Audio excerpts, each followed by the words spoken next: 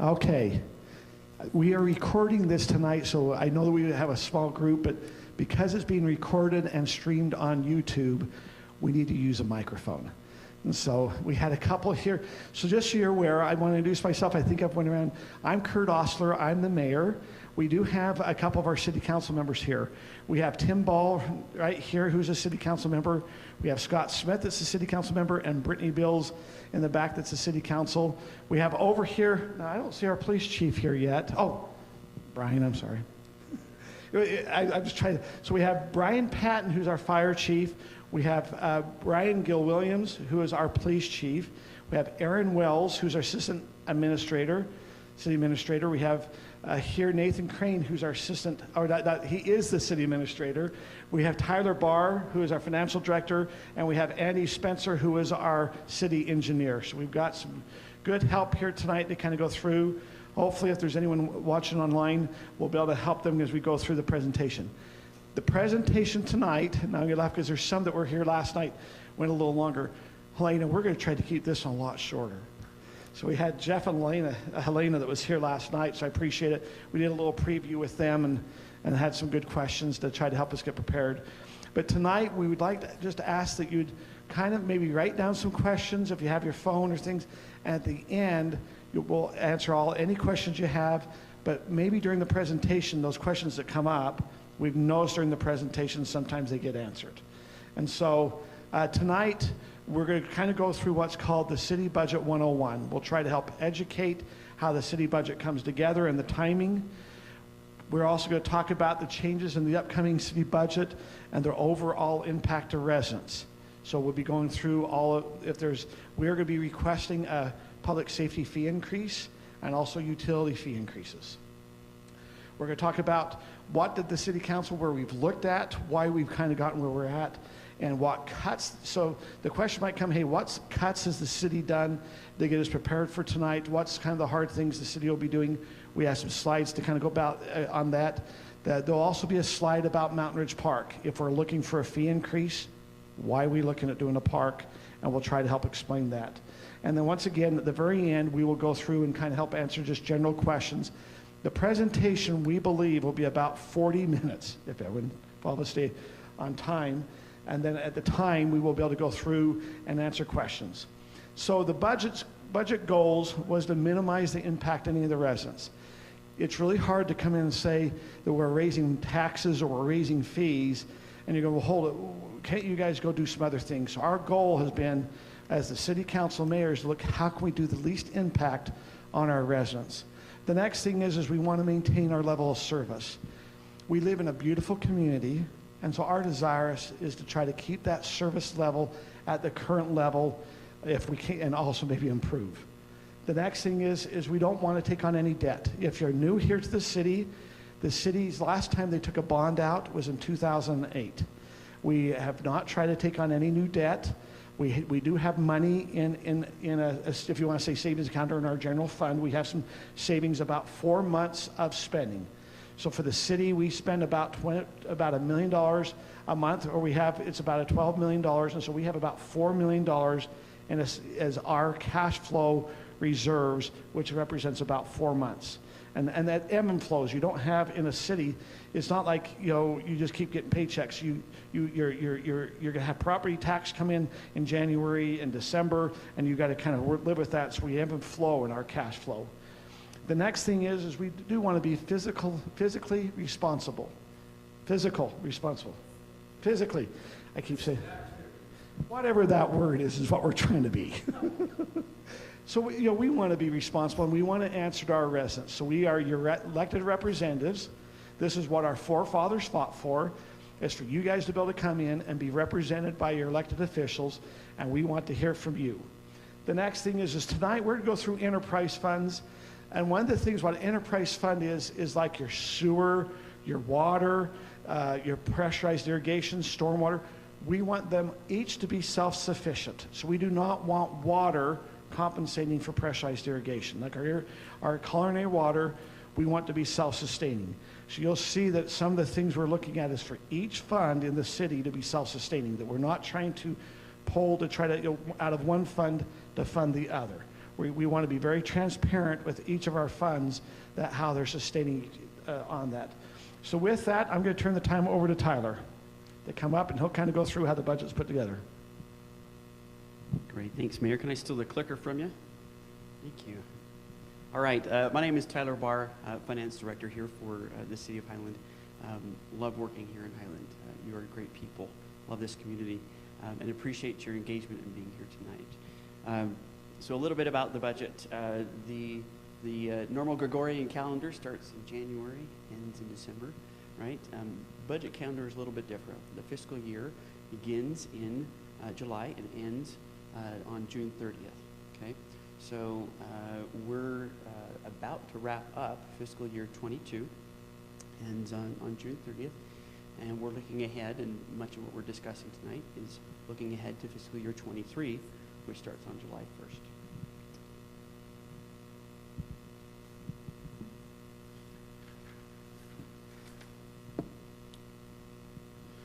So a little bit about the structure of the budget and how that works is what's called fund accounting. There are a few different types of funds that the city has. One is special revenue funds. An example of that is the library that receives a specific portion of property tax. The enterprise funds that fund and operate our utilities. Capital funds that allow us to save up for road and park and building projects. And then the general fund. You know, it's kind of a catch-all for other needs, and the council has some discretion there. But that's where you'll find public works, many elements of public works, and it is also where public safety is paid for. So some benefits of fund accounting, as the mayor alluded to, it allows for some accountability. Funds that are received for a specific purpose, we're able to show that they are used for that purpose in that fund, and transparency. Mayor talked about transfers that we try to avoid. In fact, state law really discourages, in some cases prohibits, transfers between different funds to make sure that they're sustainable. It allows us to save up for larger projects and avoid unnecessary debt, and then also to save up for rainy days. It's not a matter of if, but when things happen, right? Things that might be unplanned, so it's important to have reserves on hand for that. Think of your personal finances, and it's much the same. You're often going to save up for a vacation. You're going to save up for improvements on your home. Or if you think about your own mortgage payment, there are escrows that you pay into for property taxes and for insurance. And those are for a dedicated purpose. You can't use those funds and tell your bank to transfer that to your regular payment. They have that a very specific purpose. So kind of similar to how the city finances work. Another question that comes up often with regard to the city finances, and particularly now with development that's going on, is how are we paying for new development and the impact that that development may have on the city's infrastructure. Right? So as homes are being built, what does that mean for our sewer? What does that mean for our culinary water systems? Okay, so there's a provision that allows for the city to charge what's called an impact fee, right, to pay for that impact. And here you see a list of the different impact fees that the city assesses whenever somebody wants to build a home here in Highland. That permit is pulled, and they pay a fee for fire and EMS, police, pressurized irrigation, sewer, stormwater, culinary water, and parks. Okay. Now, impact fees do not pay for operations. Okay, so that's paid for through service charges, right? As we use those utilities. And we can't charge an exorbitant amount to make a profit or to pay for other things in the city that don't have anything to do with those impact fees. But we do want them to be fair. So we review those regularly.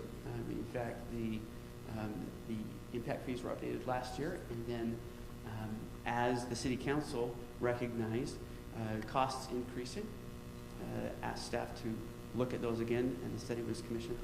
And some increases will go into effect here at the end of June for those impact fees. So looking at revenues and expenses,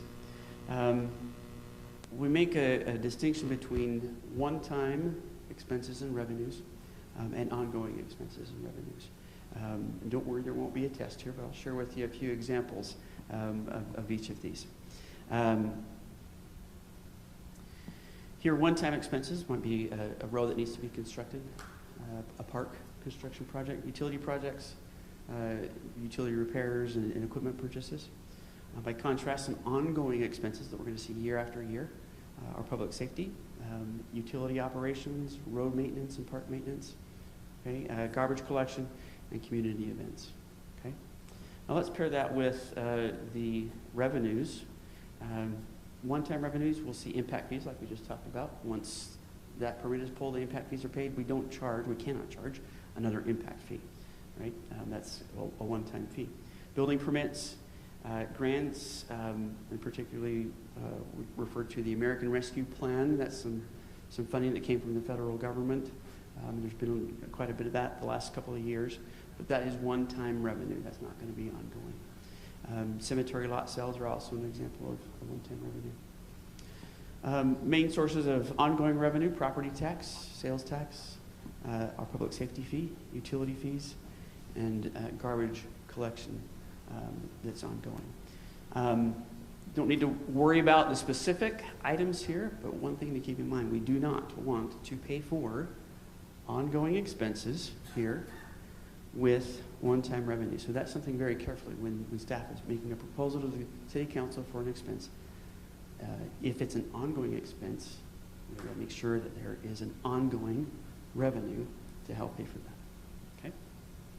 So with that framework in mind, let's look at some of the revenues specifically. Sales tax comes from sales that occur here in the city of Highland, as well as other cities in the state who participate in the pool. And in fact, of the sales tax revenue, next year we're projecting $3.6 million in total sales tax revenue coming in. About 75% of that comes from that pool participation. Okay, 25% from sales that are actually here in Highland. Property tax, another important source. Yes. So on the sales tax, I know people understand that but all the direct sales tax collected by we keep 50%. Correct. And they're 50% to the pool. Mm-hmm. So that's the same in all other cities. Correct. We benefit because we collect from other cities. Right. If we held on to 100% of sales that came in to Highland and didn't send anything out, we would actually receive less revenue considerably. Yeah. Thank you, Councilman. Looking at property tax, this is an example from 2021. Certified tax rates are just barely coming out here for 2022. But this is an example. This is the distribution of property tax that you would have seen last year. Of your total property tax bill, about 72% goes to the school district. Just under 12% goes to Highland City, 9% to Utah County, and then a few other smaller entities, 6.7%. Okay, so the city is a small fraction of what you're paying in that property tax. Okay. So what does that mean to each of us? The city's property tax rate last year was approximately $1.12 per $1,000 of taxable valuation. So if your home is worth $1 million, and that's roughly the median home value in Highland right now, of that, $550,000 is taxable. The other 45%, or $450,000, is exempt. Okay, so your total property tax bill would be roughly $5,200. And the city of Highland would receive approximately $617 of that total bill. Okay. Now, something very important to keep in mind is that property tax revenue does not automatically increase. So home values, particularly now, are going up. As those values go up, the amount of tax that the city collects on those existing homes stays the same. So you actually see property or the certified tax rate dropping considerably. And let me tell you. Can I agree? So in 2008, is the last time we had a property tax increase. We go, and I'm just going to use an example. We went and said in 2008 we want to generate $1 million. build no more homes in Highland, Highland every year will just get that $1 million. Now, if a new home comes in, then that goes on top of that $1 million. If there was no growth, that's how our tax rate is set. So it does not increase if we don't have any growth. That's correct. Yep. If additional revenue, yes, Jim? Well, we're having a lot of new growth, so it's going to increase. Yep. So the property tax revenue will increase overall, but you're right, it's just from that new growth. So, we've talked about this in council, property tax valuations done by the county, it's mainly the structure of the property size and also location we look at that. So Right. there are parts of the city because like the Northwest that charge a higher property tax than the Highland tax. So one of the things that we've told us in council is a lot of these properties have been sold, so they get taxed for the sale of the property, but it's a year, there's kind of a delay of about 18 months before the structure is taxed. That's correct. So a lot of this new growth that we've seen like in Warrior and these others, we won't get property tax for another year. Yep. Is that right? That's correct. Yep. The city receives property tax that you pay in November, and that's based on the condition of the property, the state of the property, as it was January 1st, almost an entire year before. So if an improvement goes on a property in February, we don't recognize the revenue until almost 2 years later. Just so I can wrap my head around it. The state is projecting a 35% Utah County property tax increase. This is what I read and seen and whatever. So are you holding at 11.9 on the city? It's actually going to go down. If the overall property tax is going up, it's not coming from Highland. Right. So even if your value goes up, we hold, we don't go up. So our 11.9, we are not proposing as a city council or mayor to increase that 11.9. It will actually go down because the way the taxes go up, remember when I said we're stuck at a million? We're stuck at that. I think what you understand, if a new house comes in, their valuation comes in at that new valuation. They pay that extra money. It's not the old residents, not the old residents. Good question. I have a lot of little comments which I think, but when I was on the council 10 years ago, Highland City portion was about 16.3%. So our portion has dropped because the school district has increased theirs dramatically, and the county has, because in that other, a lot of that other is county tax too, because they separated the county tax and money it costs to process, Right. which is about 2.4%. Yeah, now it's a little under 2%, but yep, there is another element there. Yeah.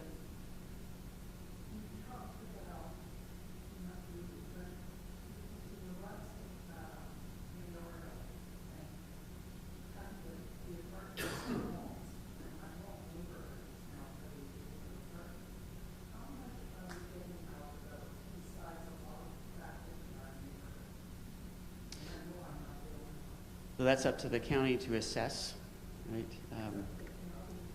It assesses property values, right, including any improvements. And so if there's additional components there, an ADU, you're referring to, I believe, that would the county would have to recognize that as part of the property value. No, so we get, I believe we charge a permit for an ADU, correct? So we're going to get a permit fee. ADU is an accessory dwelling unit. You know, it's another unit inside of it. But we do not, by state law, we don't have to require for any extra utilities. So we're not, they don't have to separate their utility bill. That was made by the state legislators. So Highland City, if you have an ADU or accessory dwelling, we're not getting any more for sewer, we're not getting any more for water, because they're not separated. It's one bill coming to the house. I think that's what you're asking for, right? We don't send two bills to the house. Correct?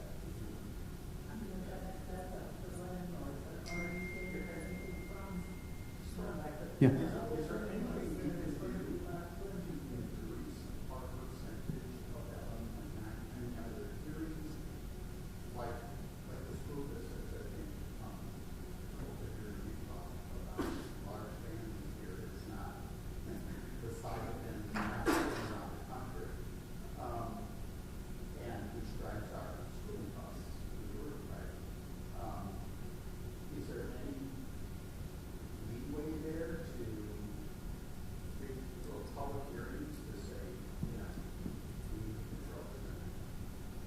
Yeah, so for purpose of the video, I'll repeat some of what you're saying, but you're talking about, is there a way to increase the share, the Highland City? We have no control over any of these other entities. Okay, they have the the statutory right to assess a property tax of their own. So the only way that we could increase our percentage is if property tax increased in Highland. Okay. So Jeff, if Alpine School District or Utah County or Highland decides to increase it, they do a truth and taxation, and there'll be a specific meeting you can show up for if any of those entities increase. It's all truth and taxation. Go ahead, Scott.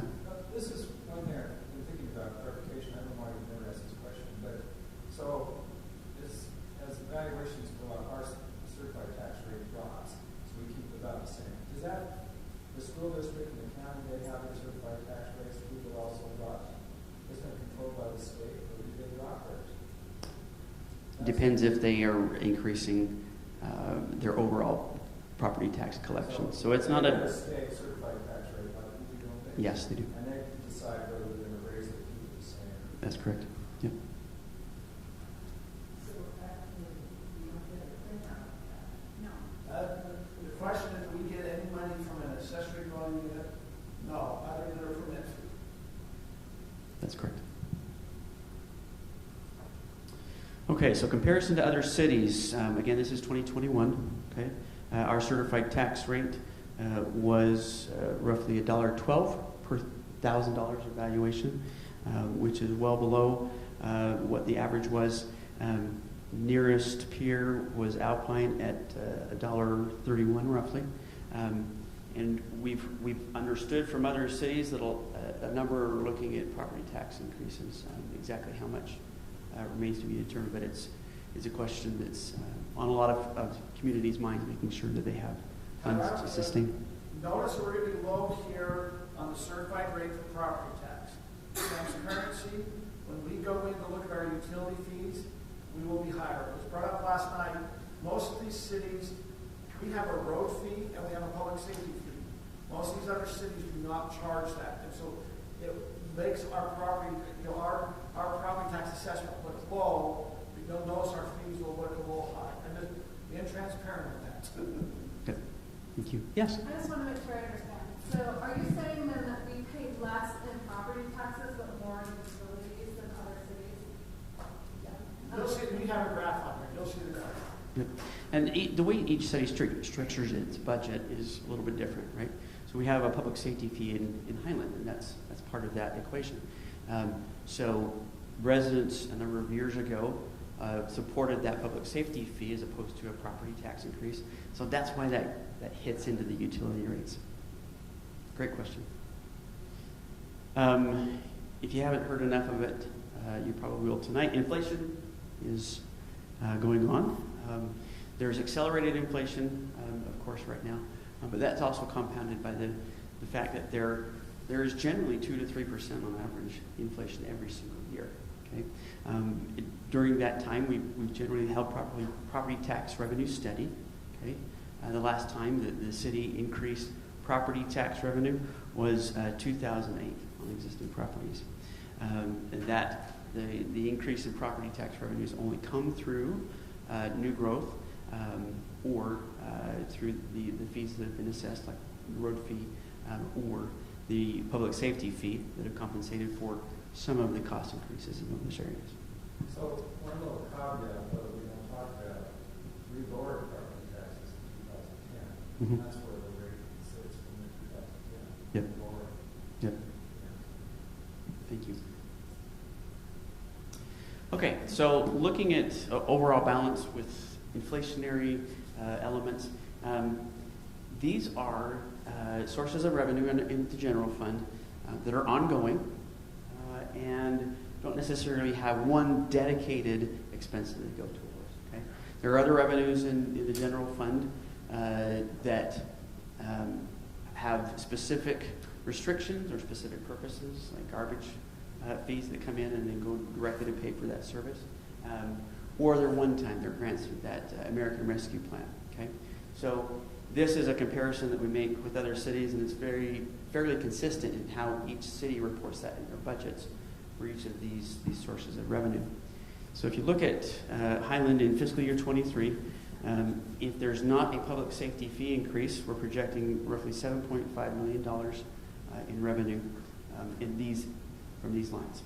Okay, public safety for our fire, EMS, and police will cost about $4.9 million. Okay, so that leaves about $2.5 million. It goes to fund things like parks, the administration court, other finance, events, recorder, the city council, and the city attorney. Okay, quite a bit that goes into there. So it's a question of balance. There's not one perfect number. There's not one perfect ratio that says here's for every dollar you bring in how much you should spend on your firefighters. But we do take a look at some of our peer cities. And what we've done here is we've taken those other sources of revenue that you saw back here, okay? Then if you take out their public safety costs, what is left over per capita? So based on population, what is left over to fund those other things, okay? Parks and that other list I showed you. So Highland, without a public safety fee increase, is at $128 roughly per person, okay, to do meet all those other functions, which is higher than only Saratoga Springs. They're at about 110. Next closest is Cedar Hills at 160. Okay, so we're not advocating for any specific benchmark. We don't want to be. We're not like any other city, right? So we need to do things Highlands way. But what this suggests is that we're doing a good job of managing on a relatively thin margin there for those other functions. Okay, so with that framework and that context in mind, chiefs are going to talk about the needs and the pressures that they're feeling in public safety. And then Aaron will share some information about some of our utility needs. Thank you, Tyler. I appreciate it. Just for those that don't know me, I'll just do a quick introduction. My name is Brian William. I've worked for Lone Peak Police Department of the City of Highland for 28 years. I came here back in '95, and I was appointed the chief back in 2012, almost 10 years ago. So, and it's been my privilege and honor to work in these communities for that long. I don't think I would be here that long if I didn't enjoy it. So I appreciate being able to be here. I've seen a lot of growth and a lot of things that have happened in these communities over the last several years. But let me just get right into this. As Tyler explained, what the police department is going through or what has been experiencing is a problem with recruitment and retention. Back in a couple of years ago when we saw all of the things that happened revolving around George Floyd and the mistreatment that happened to him, and what we saw across the country was a lot of dissatisfaction with law enforcement, what was going on within the law enforcement community and how individuals were being treated. And there was a lot of fallout from that. Some of that came to our communities, specifically in Salt Lake City when we saw the riots and we saw the things that happened there. And as a byproduct of that, what we saw happen is law enforcement officers that had been in this career for 20 plus years that could take a retirement, did take a retirement. And so our pool of applicants or qualified law enforcement officers has shrunk dramatically over the last couple of years. So what has happened is agencies such as Salt Lake City's, where it started in Utah, this has happened across the country, are raising wages to recruit officers, qualified officers from different agencies.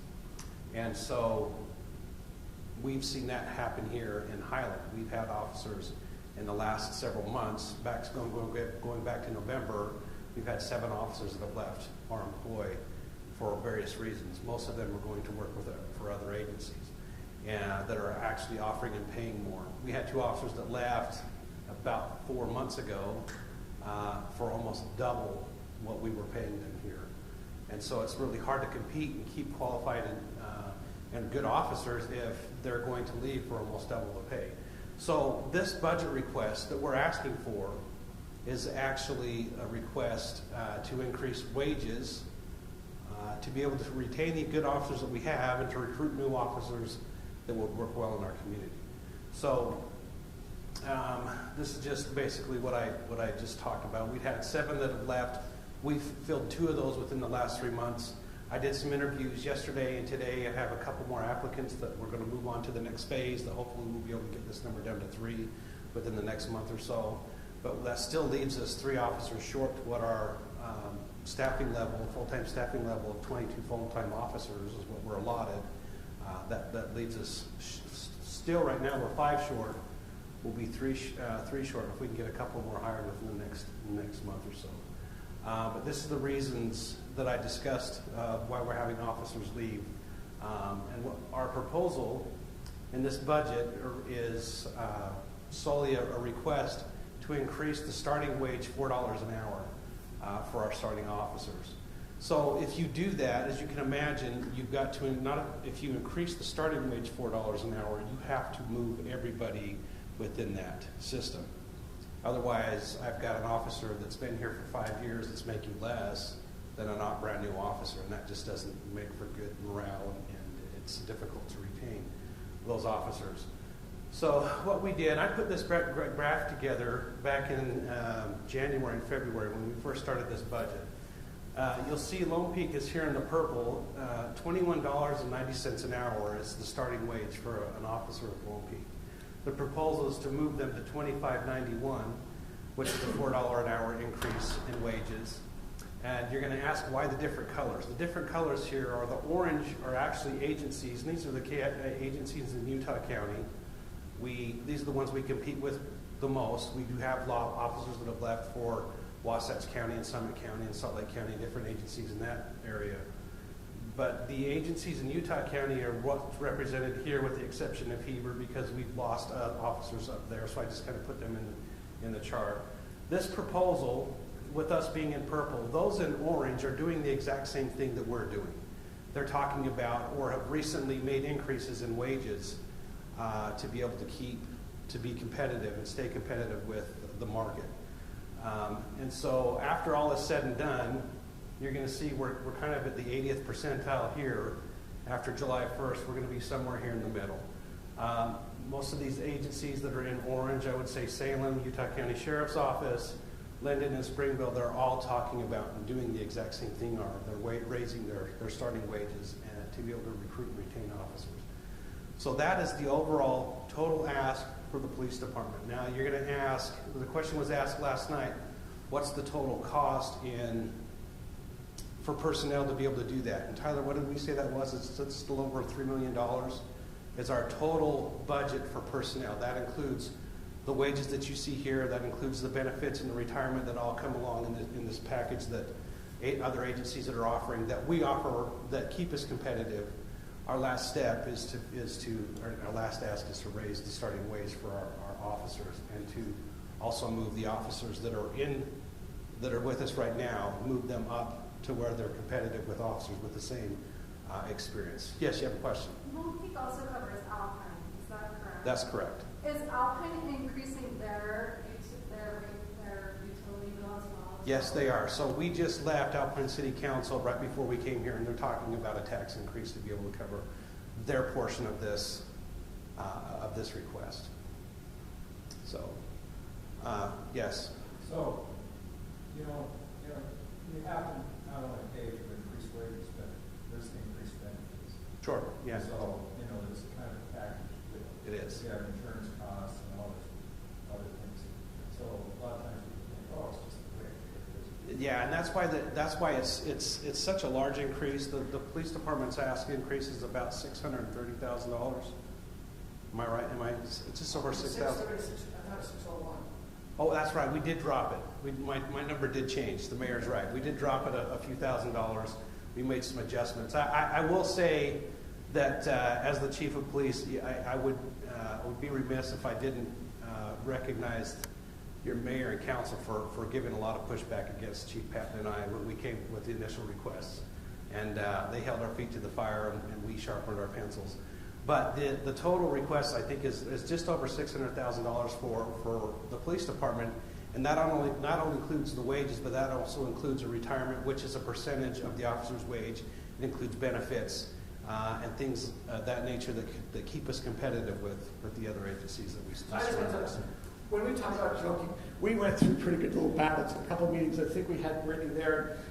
We used to call him, he'd come into the council meeting and go, "Hey, Mr. 636. Now that was for John. Yeah, so it's a reference to the Les Mis and Jean Valjean, 24601. He gave me my own number. That's right. I know it was So, 601 because he yeah. moved from 636 to 601. So it's been good, and they have done a good job of keeping our feet to the fire, but at the same time recognizing the need to be able to maintain the services that are expected by the residents that live here in Highland. So I think that concludes everything that I have. Are there any questions out there that I can answer for you? Okay, if not, I will turn the time over to my counterpart, the more physically responsible one, Chief Pat. Just one Councilman Smith. question. Yes. So, knowing that this has been approved through safety board and preliminary approved by the council, and that, are you getting more recruits? Yes. More people coming in? Yes, that's a great question. Yeah. So knowing that this has been approved, I had 0 applicants 6 weeks ago. I cannot get anybody to apply for a job. But now this has been preliminary approved, and this is the possibility where we're going. I've had 5 applicants in the last 2 weeks, and I have another one that just landed on my desk this morning. A couple of them come to us with some experience. When I say experience, we're talking 16 years, 17 years experience of officers that want to come to work for Lone People. We just weren't competitive. We weren't able to recruit them in the past, but now we're able to do that. Our patrol force is very young. I think our average is about 1.5 years, 2 years. And when we're talking about police officers, that's really young. That's just barely getting your feet wet and understanding what you're doing out there on the road. So they do not. We do not have a residency requirement for the officers that live here. And truthfully, if we're talking about this type of wage here, it's just not possible for an officer to come here and buy a home and property and to live here. So, just kind of for the public, in a typical shift where you're covering 2 cities, how many police officers would you work? So depending on the time of day, but typically we're looking at 2 to 3 officers that are out when we are fully staffed, that are out patrolling both Highland and Alpine. Now, we can take, during the school year, we do have an officer that's at Lone Peak High School. We can add him to the mix if things get really busy.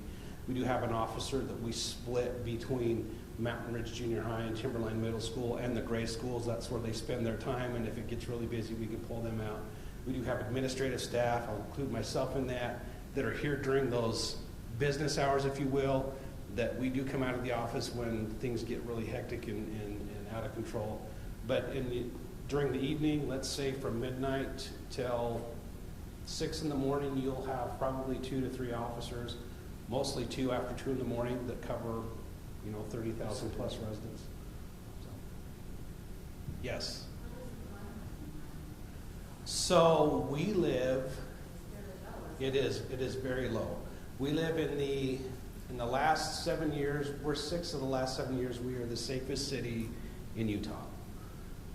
Santa Clara beat us out 2 years ago, and Mayor Mann was not happy about that because he tracked that very closely.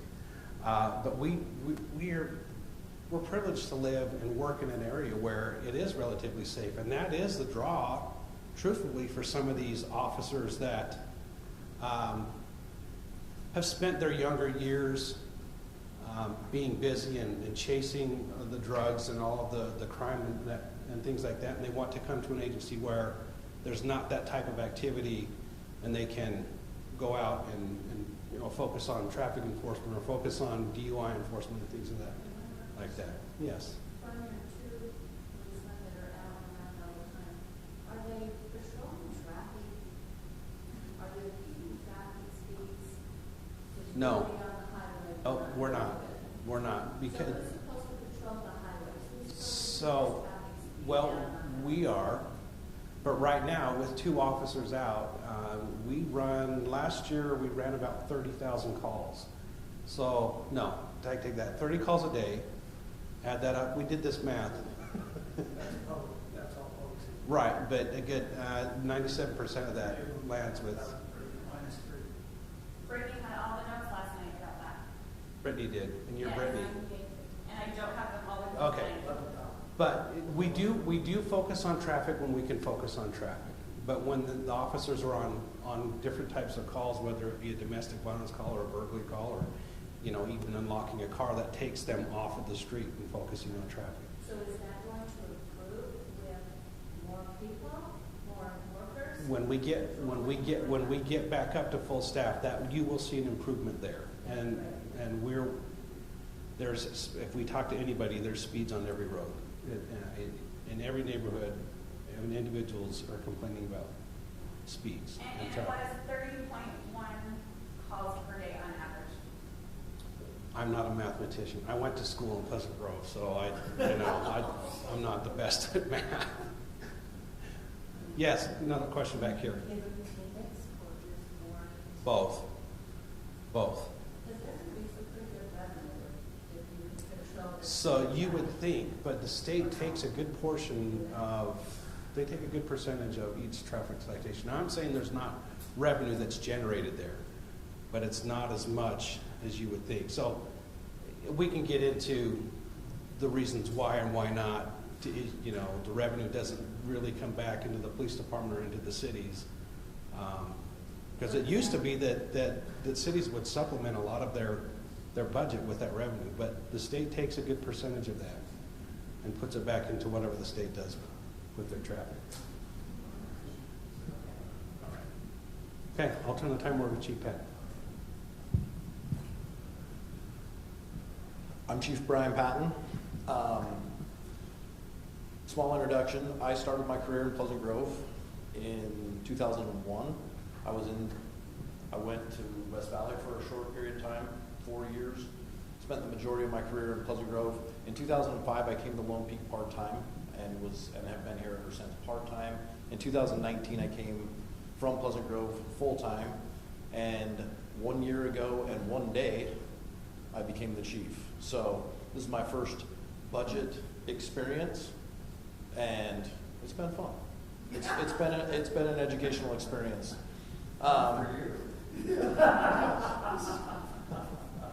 So I don't know about the microphone. That's a new thing, but that I wasn't expecting. So we're going to talk about the fire department. Fire department, of course, is in the same boat as everybody with wages and retainment and all of that stuff. But the majority of what we're going to talk about, and we're going to talk about call volume, and this is just this is our 5-year call volume. We've had a 26% increase. I did take out, in 2019, we lost Cedar Hills, so I took Cedar Hills numbers out. This is just for Alpine, Highland, and the county areas that we cover. So this graph is true. It doesn't have Cedar Hills in it. But as you can see, and I think we had some dispatch changes in the way we run calls, which probably accounts for some of this, but I would expect to see somewhere between 3 and 4, maybe 5% call increase with the amount of people that we're getting up the canyon and just the amount of traffic and the new homes and influx of people to this area. I would expect to see that trend continue up. What the fire department, what our big ask for this budget year is currently we staff with 5 full-time firefighters and 3 part-time firefighters. Those firefighters are divided between Highland and Alpine. And what we would like to do is to take one of our part-time firefighters and turn it into a full-time firefighter. This allows us better stability. It allows us 3 full-time firefighters at each station. One of the things with part-time firefighters is they're part-time. All but one of my firefighters are full-time firefighters elsewhere.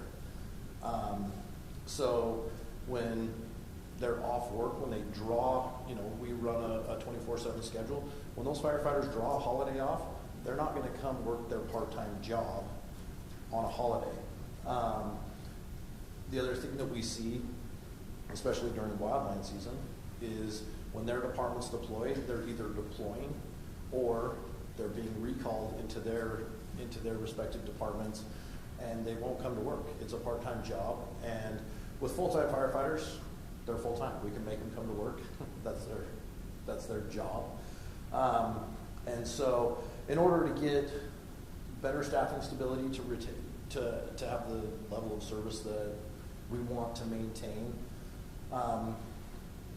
this is our request. One of the other things that we get with this, with the better, when we're staffed at 8, it allows us to put 2 ambulances on the road.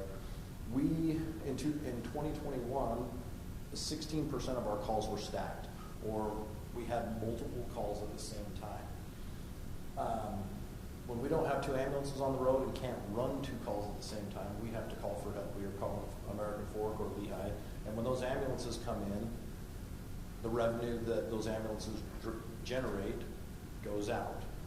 We don't get that revenue, and we're also not providing the service that we at Lone Peak are proud of and want to offer to the citizens of Highland and Alpine. We think that we provide the best service there is, and we don't want Lehigh and American Fork in here. We want to take care of our own residents. One of the other things with better staffing stability is our ability to deploy. My wildland crew left yesterday en route to New Mexico.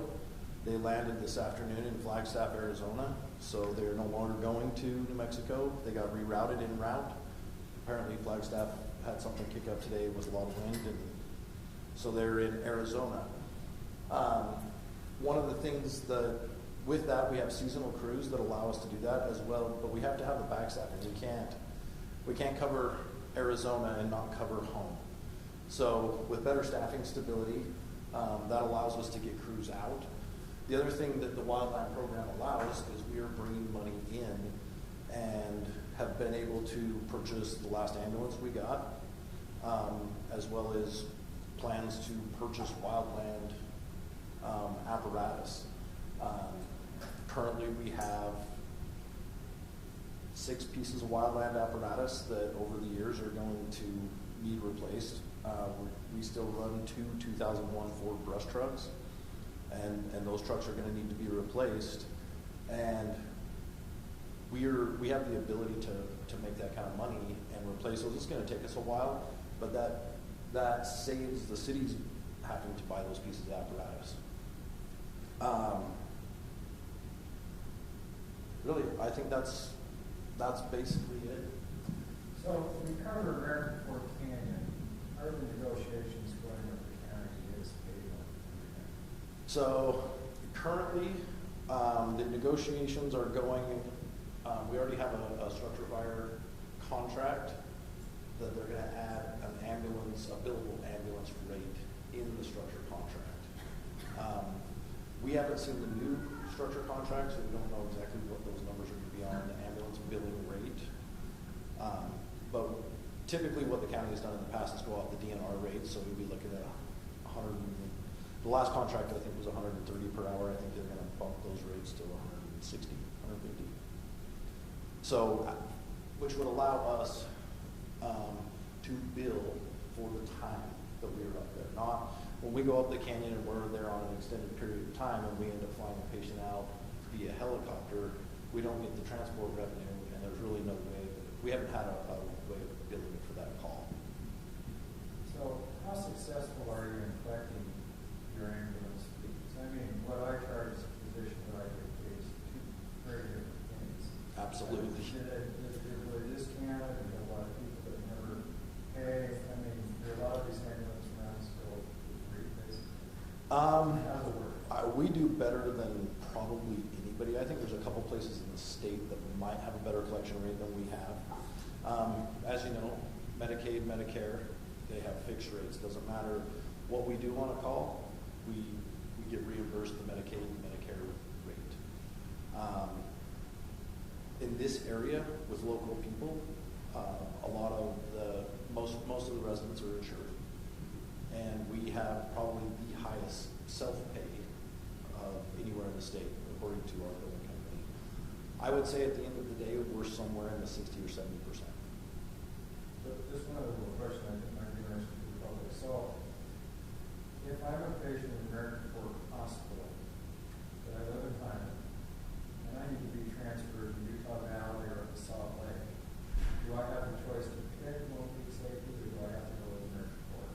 American Fork. And that's something we need to change on the state level. Currently, the state law says that it's their jurisdiction.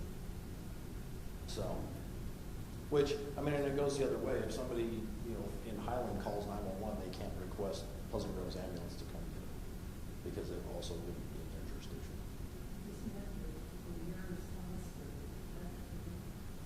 Right, that's where we're going to transport to, but as far as which ambulance comes and get them, it's all based on jurisdiction. If you're a Highland citizen and you go to American Fork Hospital, you have to be transferred from that hospital by that local entity, not us.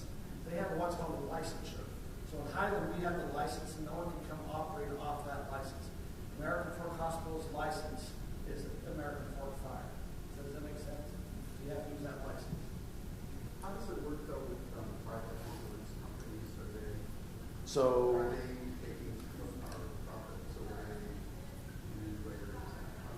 So for a Gold Cross, for instance, that operates up in Salt Lake, they have a contract with Salt Lake City, and Salt Lake City has essentially contracted with them to be their ambulance service.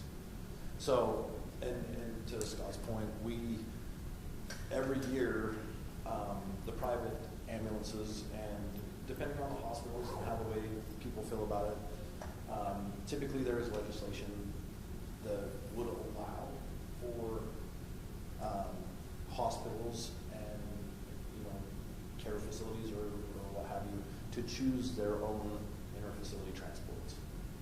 So typically that's met with a lot of opposition because, like American Fork Rescue, that's a big part of their budget is that revenue from those IFTs. So.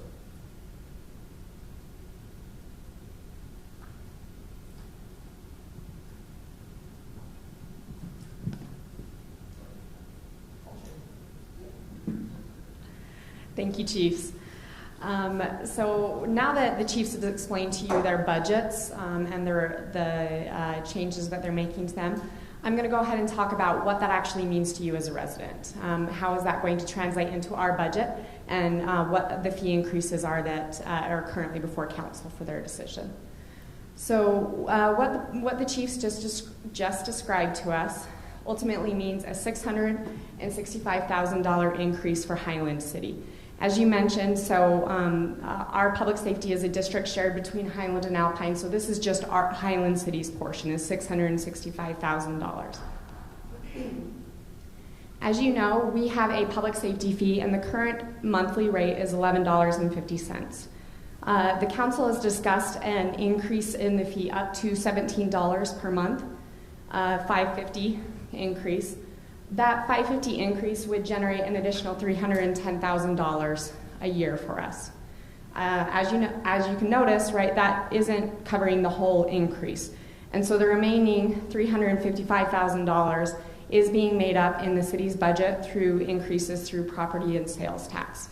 And so that's money that we are dedicating to public safety that we've chosen not to put elsewhere to try and absorb these costs and minimize the impact to residents. Are there any questions on that before I shift to the other fee increases? Councilmember Smith. So I think one thing that's interesting about fees is unlike the property tax when somebody moves in, people who move in immediately start paying fees. So there isn't that 18-month lag. So that is one of the fees. You're right, and I'll just repeat that just in case people can't hear you. But yes, so fees begin the day the day that you move in, whereas a property tax for new homes is delayed, depends on when you build the home, but can be delayed almost 2 years, 18 months, depending on when you build the home. So we do begin collecting those right away. So how do you see the Pleasant Grove lawsuit?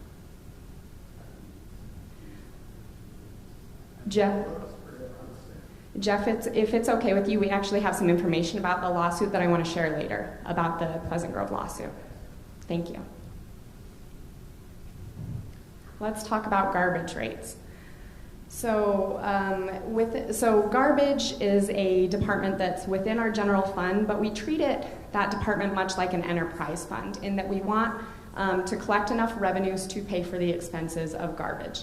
And within the expense of garbage, there's three main things that we pay for garbage. First is what's called North Point Transfer Station, which is where your garbage is hauled to before it's ultimately hauled to a permanent dump. And then the second main area is waste management. So the provider who drives around our city once a week, right, or 3 times a week, picks up the garbage from your curb and takes it to the transfer station for us. And then the third, some of our staff salaries and billing charges, what we pay to send out the bills, things like that, are attributed to garbage as well. Within those categories, we're seeing increases requests from our providers, from North Point and Waste Management, mainly because of labor shortages and fuel. As you all know, when you go up to the gas station, fuel's increased and it's increasing for them as well. Another component that Waste Management seeing another increase, I should say, is in all of their component parts. So the materials to make garbage cans, the materials to make garbage trucks, have all increased in a dramatic rate in the past year. And so they've asked for an 11% increase from Waste Management and then a $1 per ton of garbage increase from North Point. Aaron, when she says they've asked for it, we're contractually bound based off of our agreement. We entered into that 2 years ago, so we went out to bid 2 years ago. Waste Management at the time was probably the most competitive. We changed carriers from Republic to Waste Management 2 years ago. In our contract, this increase is in their contract. So it's not. No, so 2 years ago we switched over to Waste Management. The council selected them at the time. They were the lowest bidder. Their contract includes a couple of different component increases. The two that are applicable here is first a CPI increase, which was about 5% of this increase. The remainder is what's called, written into the contract, extraordinary adjustment, and that's due to basically unforeseen circumstances. And while I'm saying ask, the mayor is absolutely right. It's in our contract that they are allowed to pass that on to us. We can audit them and ask for more information, but again, they are allowed to pass that on to us per our contract. This is my understanding.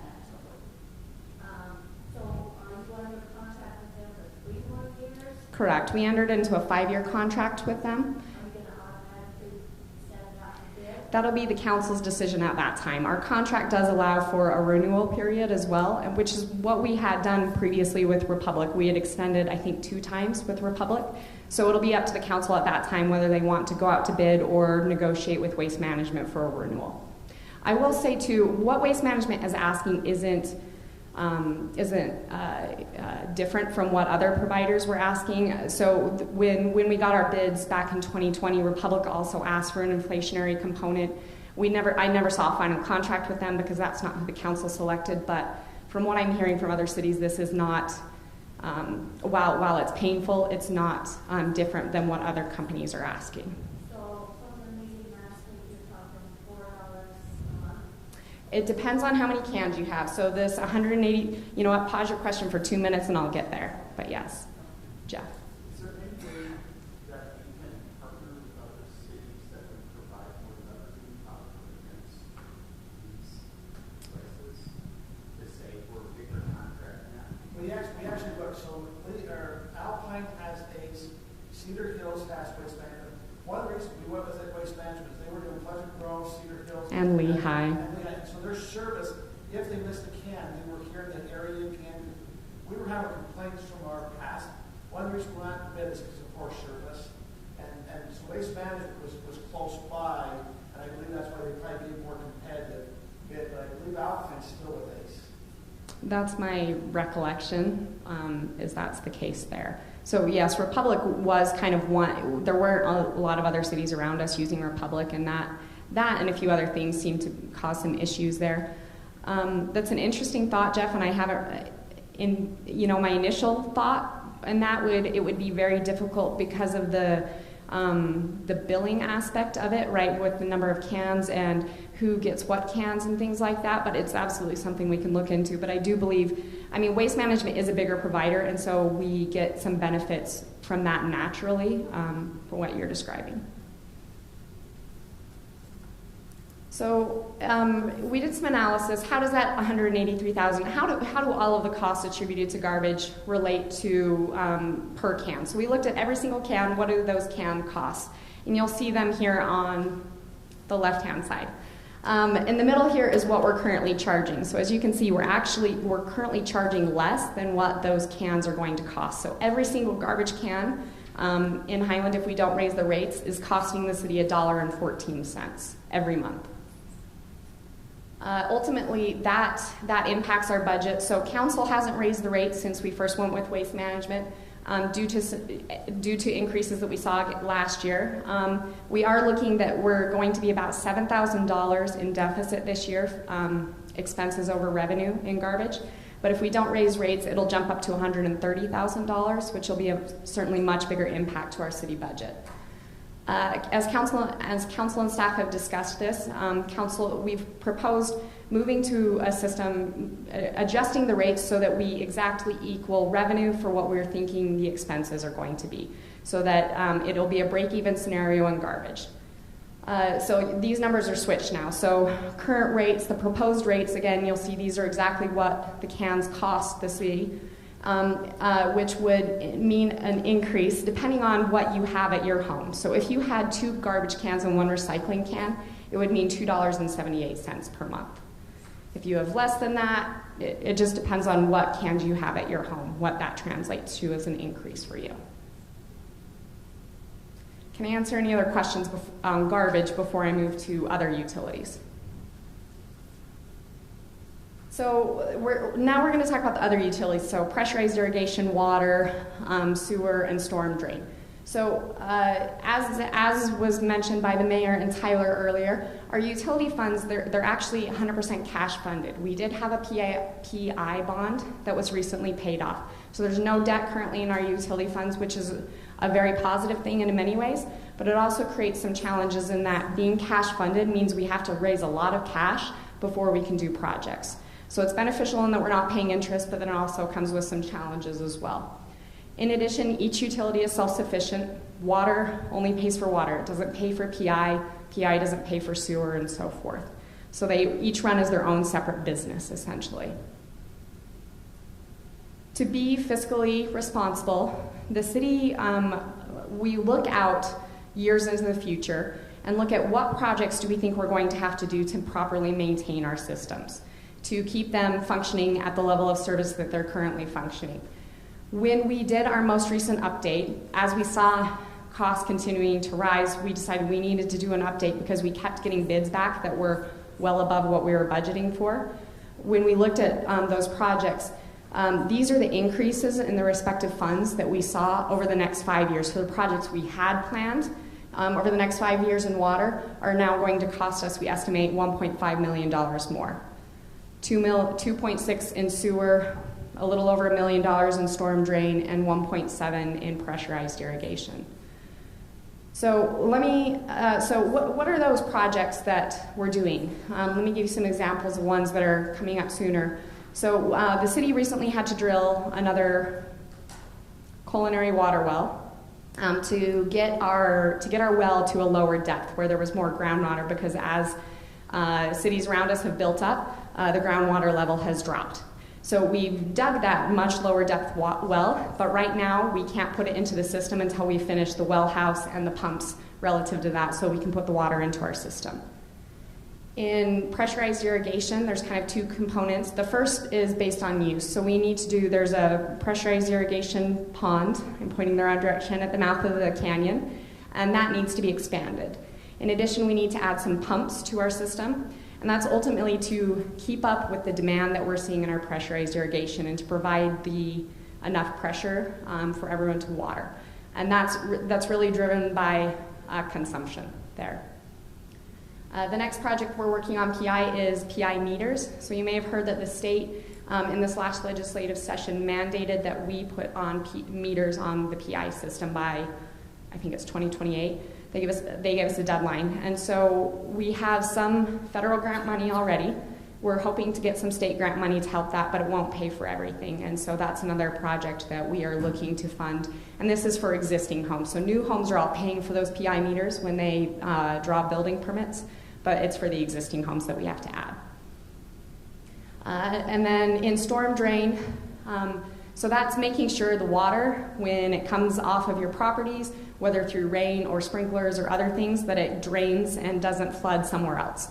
And so there are certain areas in the city that need an upgrade to the drainage system so that when we have those microbursts or those just really heavy downpours that a home isn't inadvertently flooded.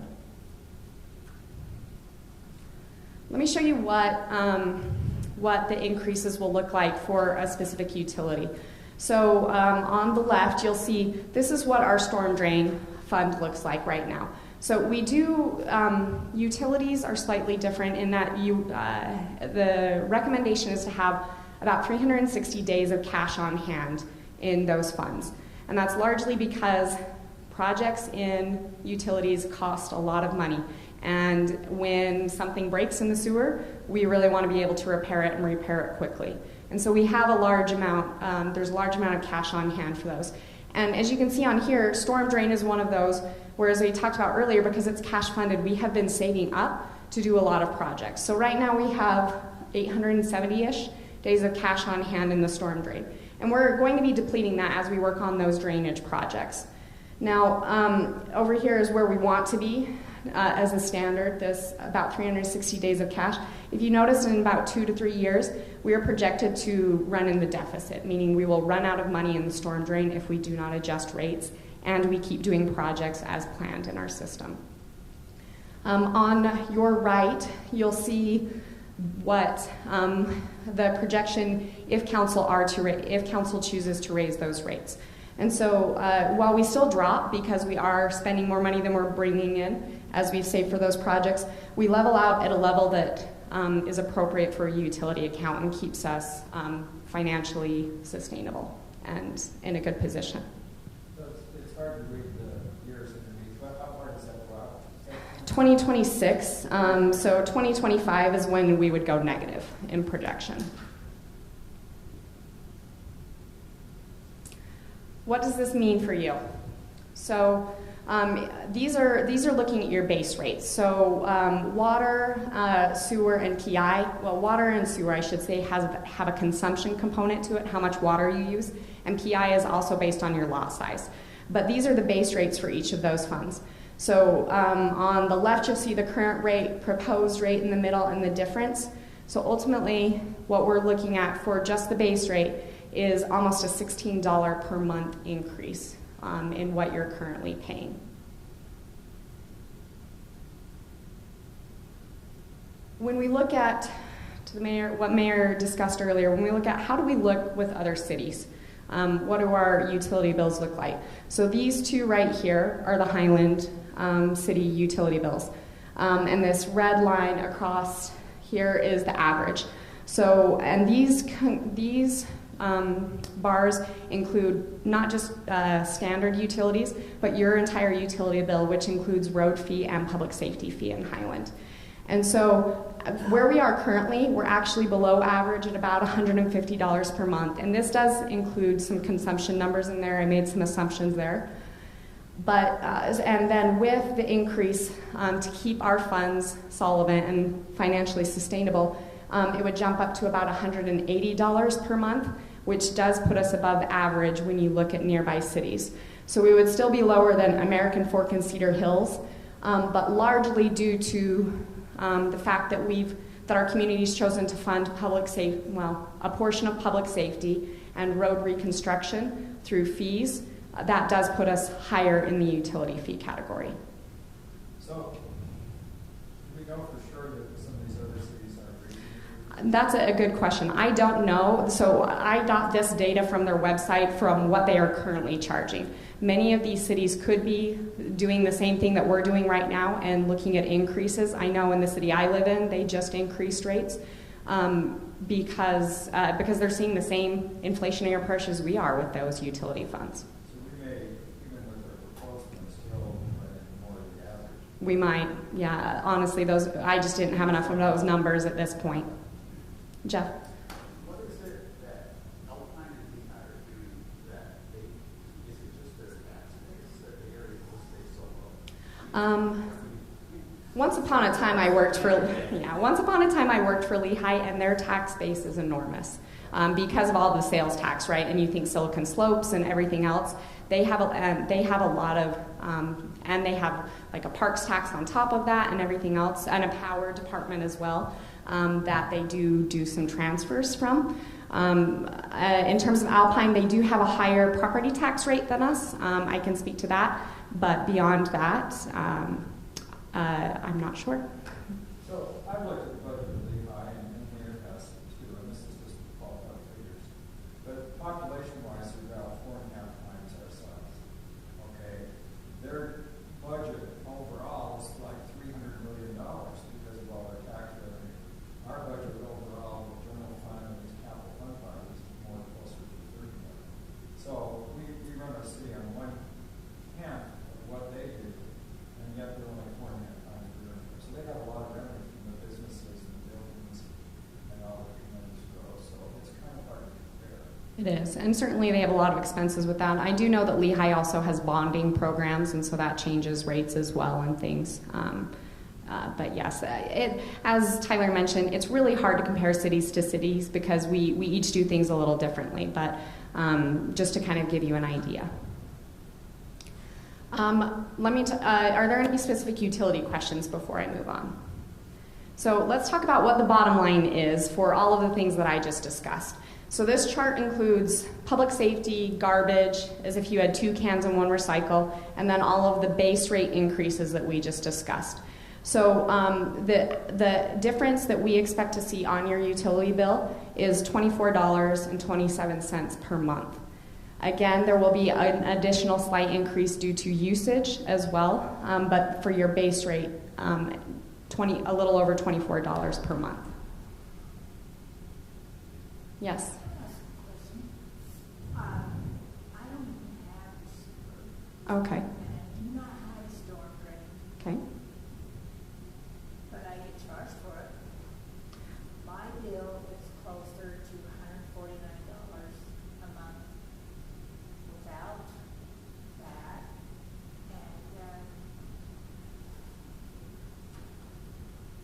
I think that's, in fact, my sewer bill is the highest bill I have. So if you don't have, so you are on a septic tank still, okay. Storm drain, so it might not be in front of your house. Your water runs off your property somewhere, and so,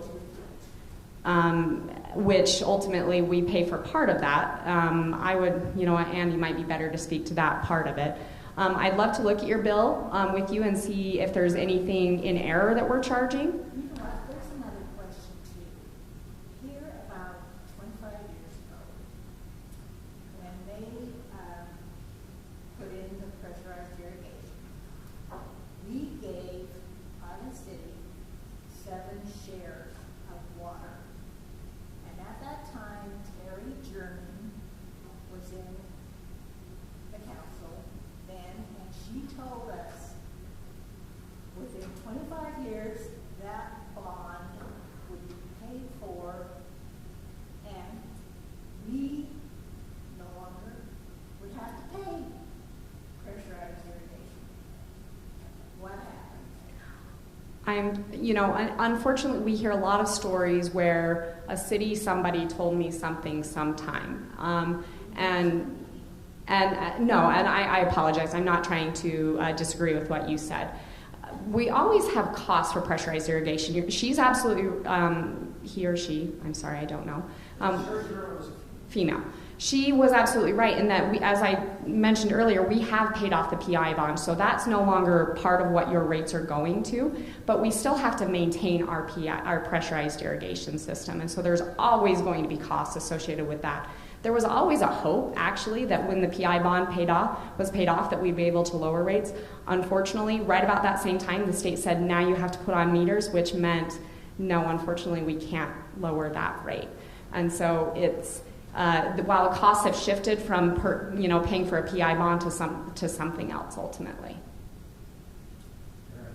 Scott? So also when the PI system was set up, there was a big grant from the Central Regional Water Project. They kept things cheaper. And then that grant is gone. But I think she brought up a very good question. I don't think people that are not hooked up to the sewer should have to pay for it. They don't have to pay for sewer. And if I understood your question right, you don't pay a sewer bill. But it does happen because it's happened in my neighborhood. Some people up on the top of the hill that runs up the tanks. And we're paying their sewer bill. We didn't realize they weren't hooked to the sewer because they moved in after the original owners. And so then all of a sudden they had septic tank problems and they were shot. So I think that has happened very Oh, yeah. in the city. And we probably ought to look into that and make sure we're not charging sewer people on septic tanks. Well, and unfortunately, the only way we know that is if you tell us that you aren't on a sewer system. And so we rely on people to look at their bills as much as, which is harder and harder when it's on auto pay and when you get emailed and don't see the bill. But we absolutely want to make things right because we are human, we make errors. And we do make them right as much as we can. We can only go back so far in honoring that, but we do as much as we can. Well, I'm not criticizing the Yeah. city staff, but she's not the first one I've heard say that. So maybe we just need to put in the newsletter or something. If you're on a septic tank, You shouldn't be paying a sewer bill. pay a sewer bill. We have a handful of people like that, or there's even a few wells still in the city, and there's a handful of people who have kind of different bills. But yes, I'd love to look at your bill with you and make sure that you are paying for what services you're receiving. Another question too, what are we going to do about these people that water 24/7? Absolutely. I'm going to give you a short answer, and then if you don't mind, I can talk to you more about that afterwards, just because it doesn't directly pertain to this. The council a few years ago put a enforcement ordinance in place where first warning, it's a written warning, second warning, and so on, comes with fines, actually.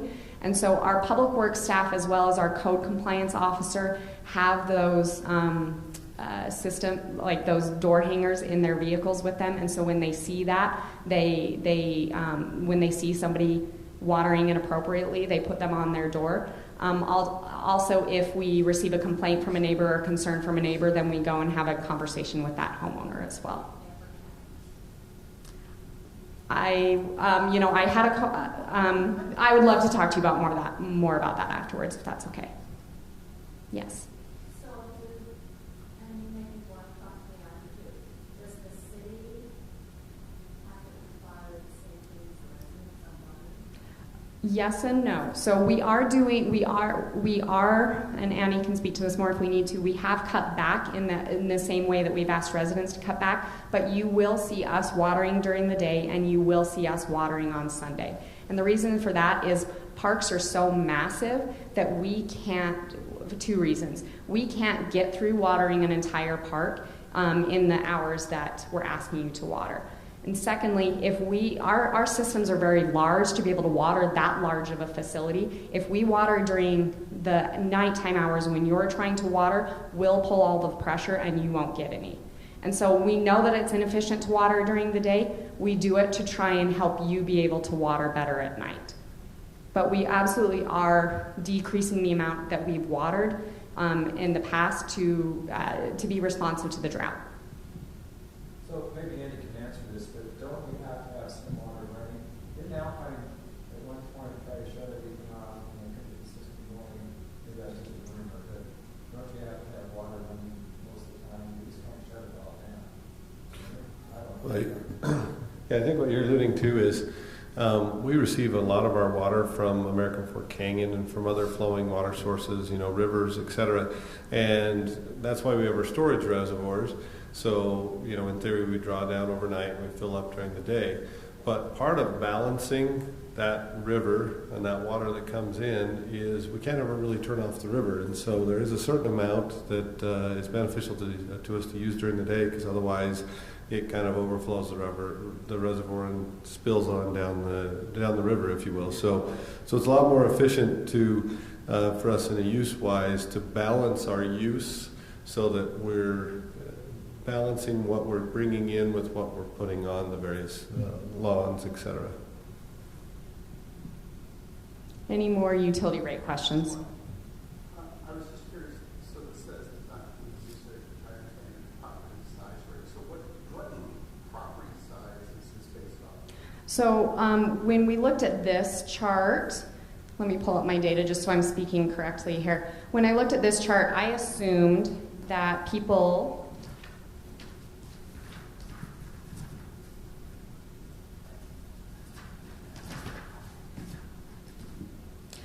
use 12,000 gallons per month of culinary water, which is more than the base rate, which seems to be average-ish for a Highland home. And then 9,000 gallons per month during the winter months, because sewer is actually calculated off of your winter month water usage.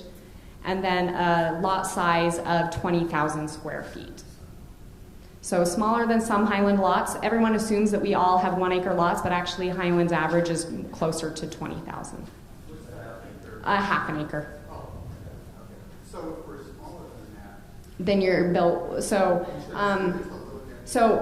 those numbers that I just quoted to you would add an additional $7 per month on top of the 24. And so if you're smaller than that, you're looking at less than that. And depending on how many people you have in your home, how much water is going down the drain, that also will impact that. I'd be happy to look at your bill for you, and we could kind of calculate what it will look like for you too. With that, I'm going to turn the time over to our city administrator, who will talk about, this is what's being proposed as fee increases, but we absolutely did go through processes to look at other things, and he's going to speak to those things.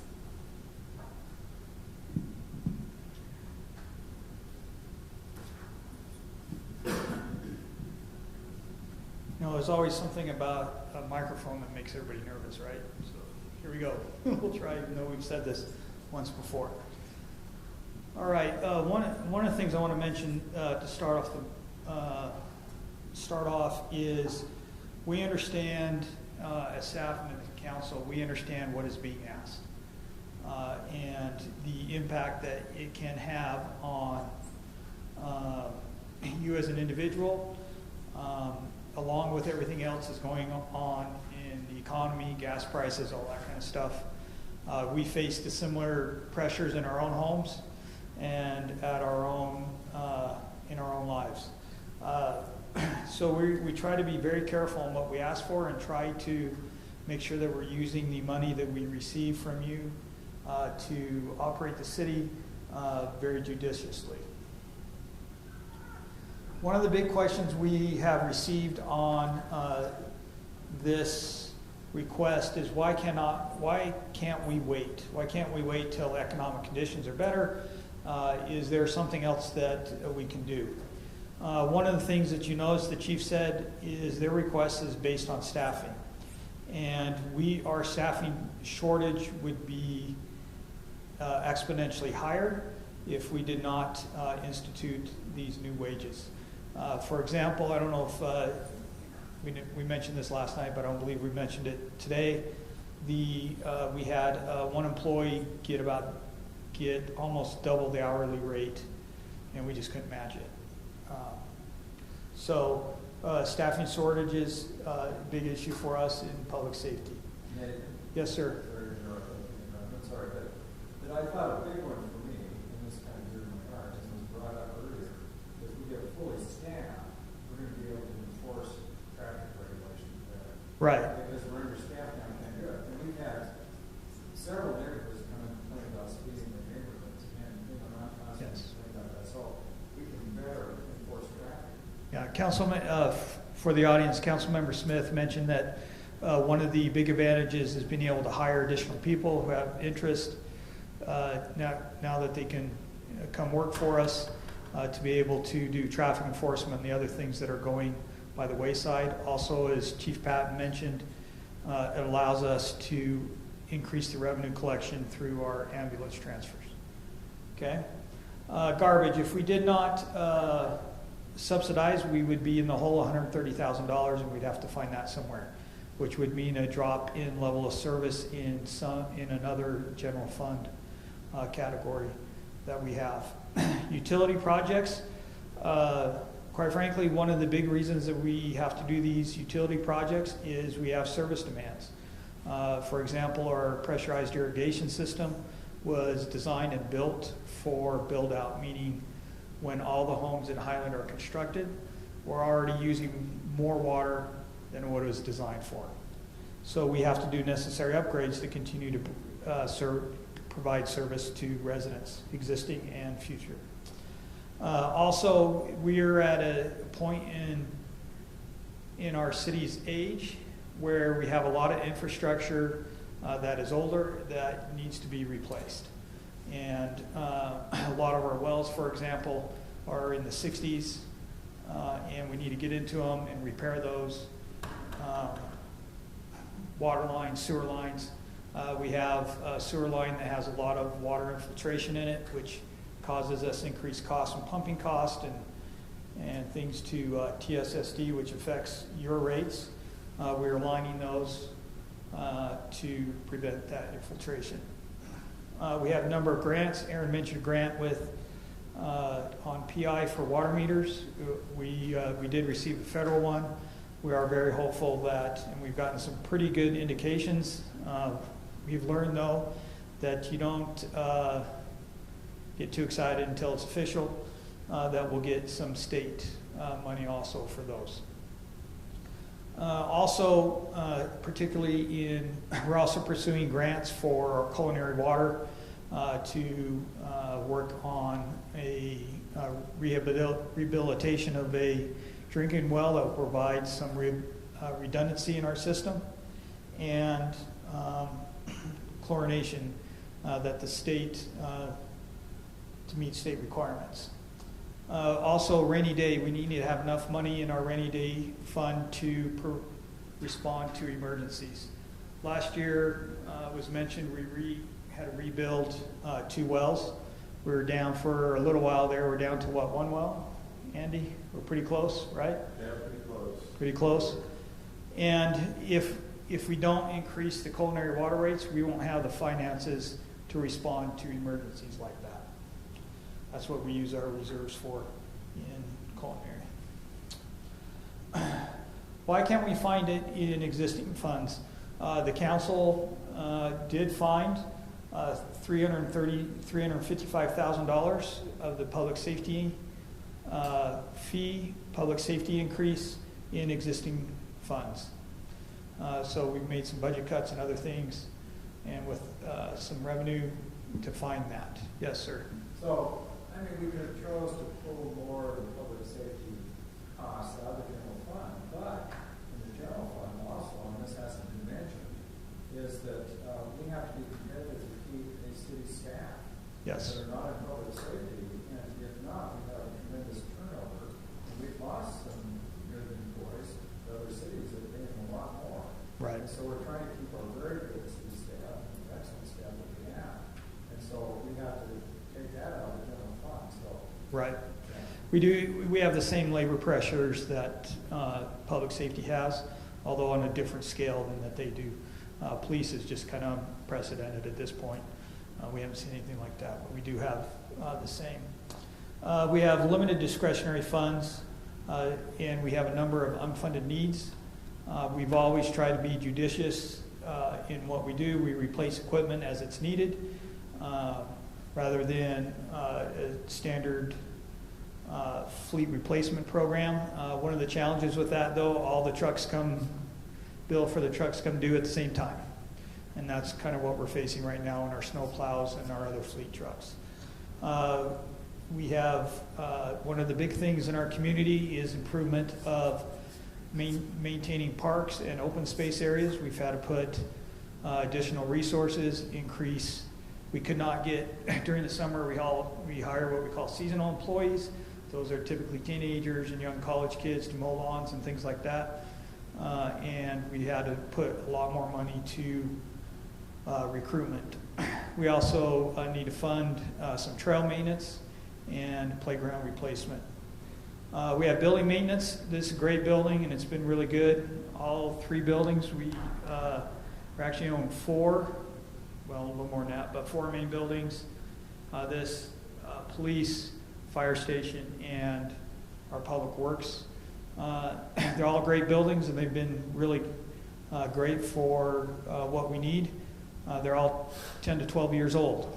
And when you hit that, we start seeing increased maintenance costs. We had to replace the air conditioner units in these two buildings, the Police or Justice Center across the street, and this building.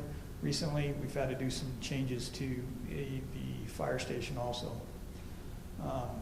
We did get a grant for one of those changes that we're doing. All in all, if we cut more, if we pull out of our discretionary funds, what it means is a decrease in service to residents. Highland, in my experience, has a very high expectation of staff and the services it provides. 1 year, some of the councils may remember this, but 1 year we actually did cut the fertilizer budget and weed control budget. And that lasted about 4 months. And then we were increasing it, and because we had brown spots, we had weeds, we had dandelions, and others, and we just, phone calls off the hook. And so that didn't last very long. That's an example of level of service.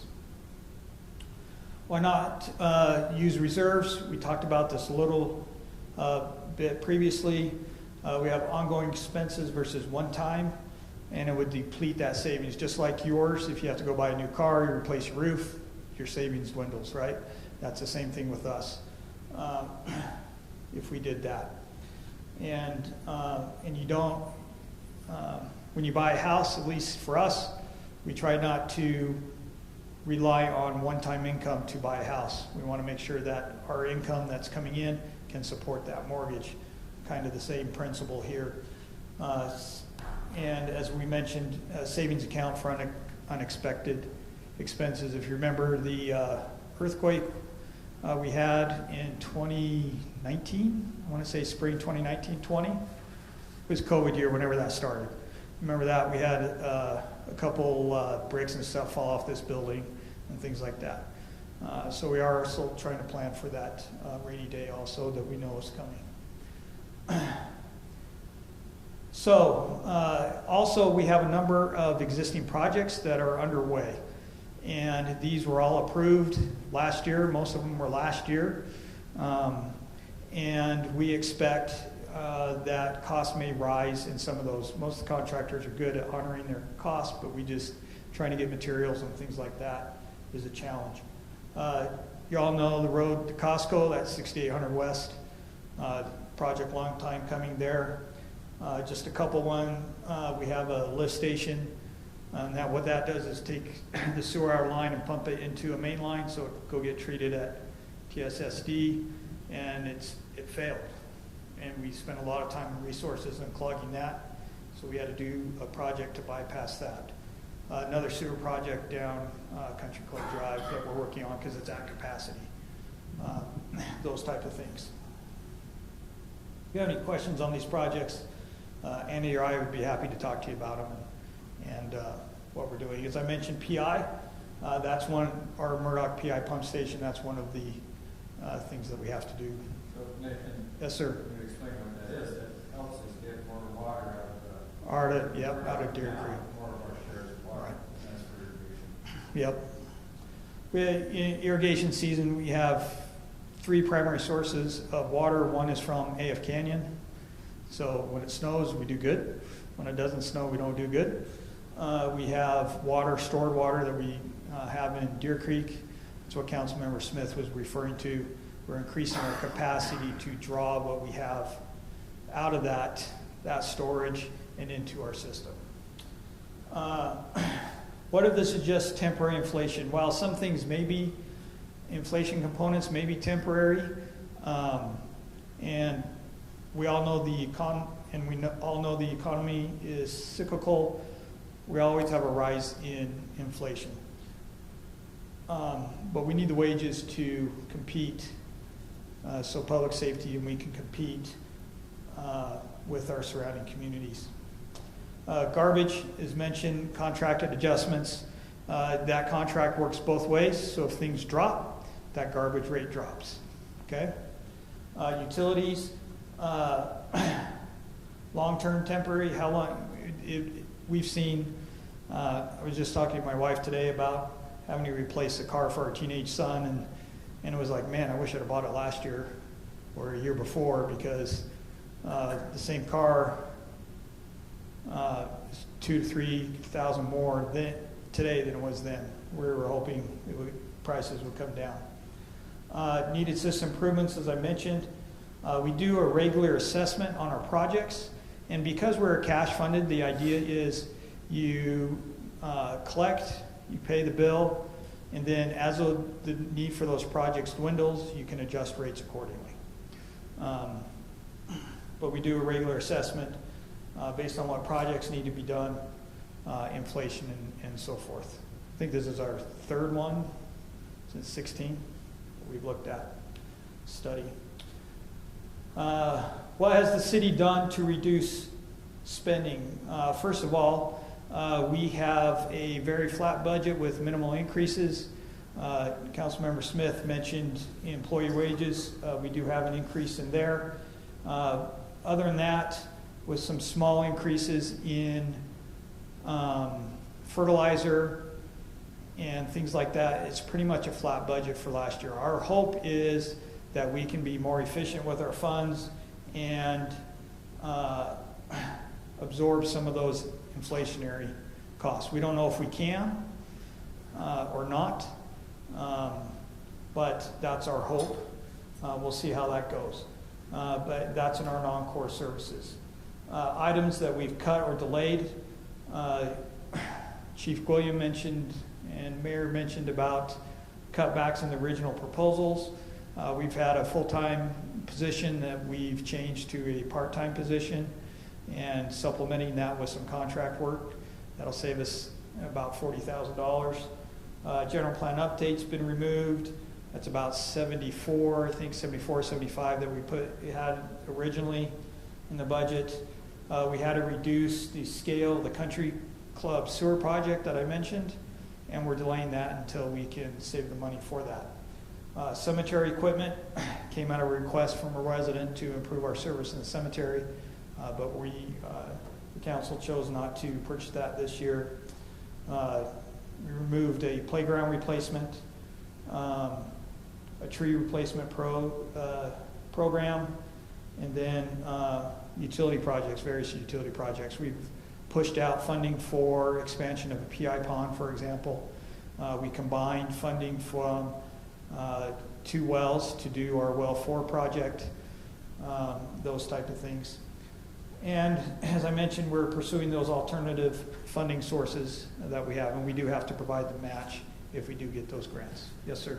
Maybe, I think we've been pretty successful as a city getting funds from Highland Association. Yeah. The county funding. I mean, they pay basically for a lot of the East West corridor.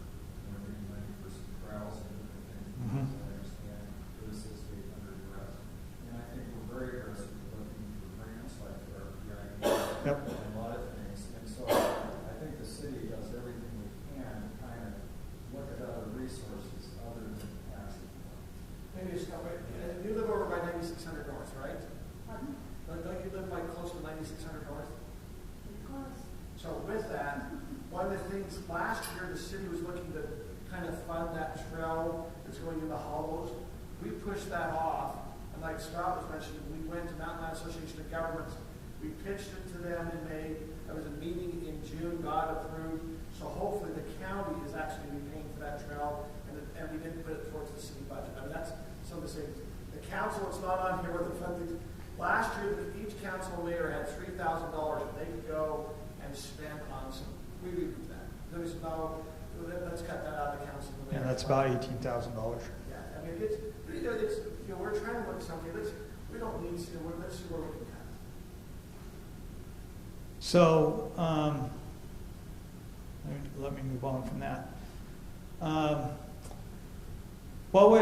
lot of the questions that we received was, what can we increase economic development? We would have to increase sales locally. As Tyler mentioned, we have a statewide and a local sales tax. by 35 to 50%. It's almost double the brick and mortar businesses that we have to increase, to make up that proposed 550 in the public safety. We have limited land, limited interest, and historically there's been a lot of resident opposition to commercial development when it comes in, even in areas that have been zoned for commercial. And it takes time for those projects to be built and for that revenue to start coming in. Doesn't mean we shouldn't, it just means we have challenges as it relates to that, and it's not a silver bullet. So just to give an example, there's some developers that want to develop land up behind CVS Pharmacy and Blue Lemon, that area state, thinking it's supposed to be commercial. We approved things, but nothing's happened yet. So they do have 3 buildings that they are planning to work with in behind CVS. And that most of those will be restaurants. We have some names of the restaurants. We have a new building by Myers. We have Costa Villa Arby's. We do have some commercial development. We should have a little uptick. Right here by UCCU, you had a builder come in this last city council that had some retail on the bottom of his office building. And we will start to see some more economic development coming in just by the nature. However, the economy starting to shift and interest rates, it can cause some pullback.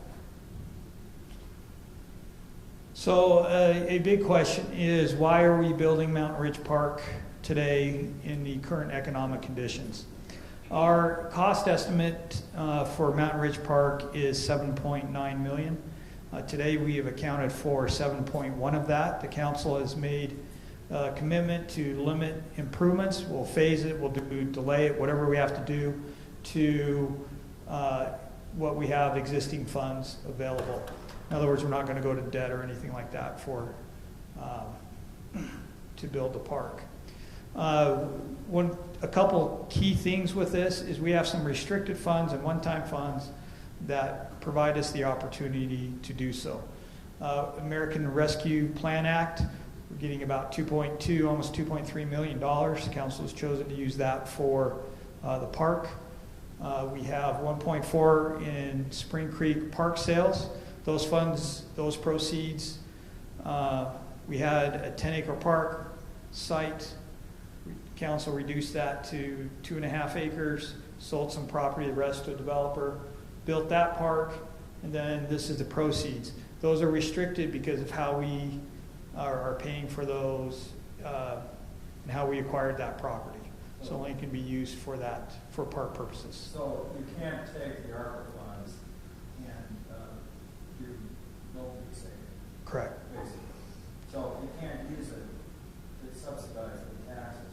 You can use it for certain projects. Right. Like when we spent some Spring Creek for sold that, right, it has to go back into the park. Yeah, the key thing with ARPA funds is it's one time, right? So you get a bonus at work, you get, Christmas present, whatever. So what's ARPA funds? Everybody go, hey, what's ARPA? That is your American Rescue Plan.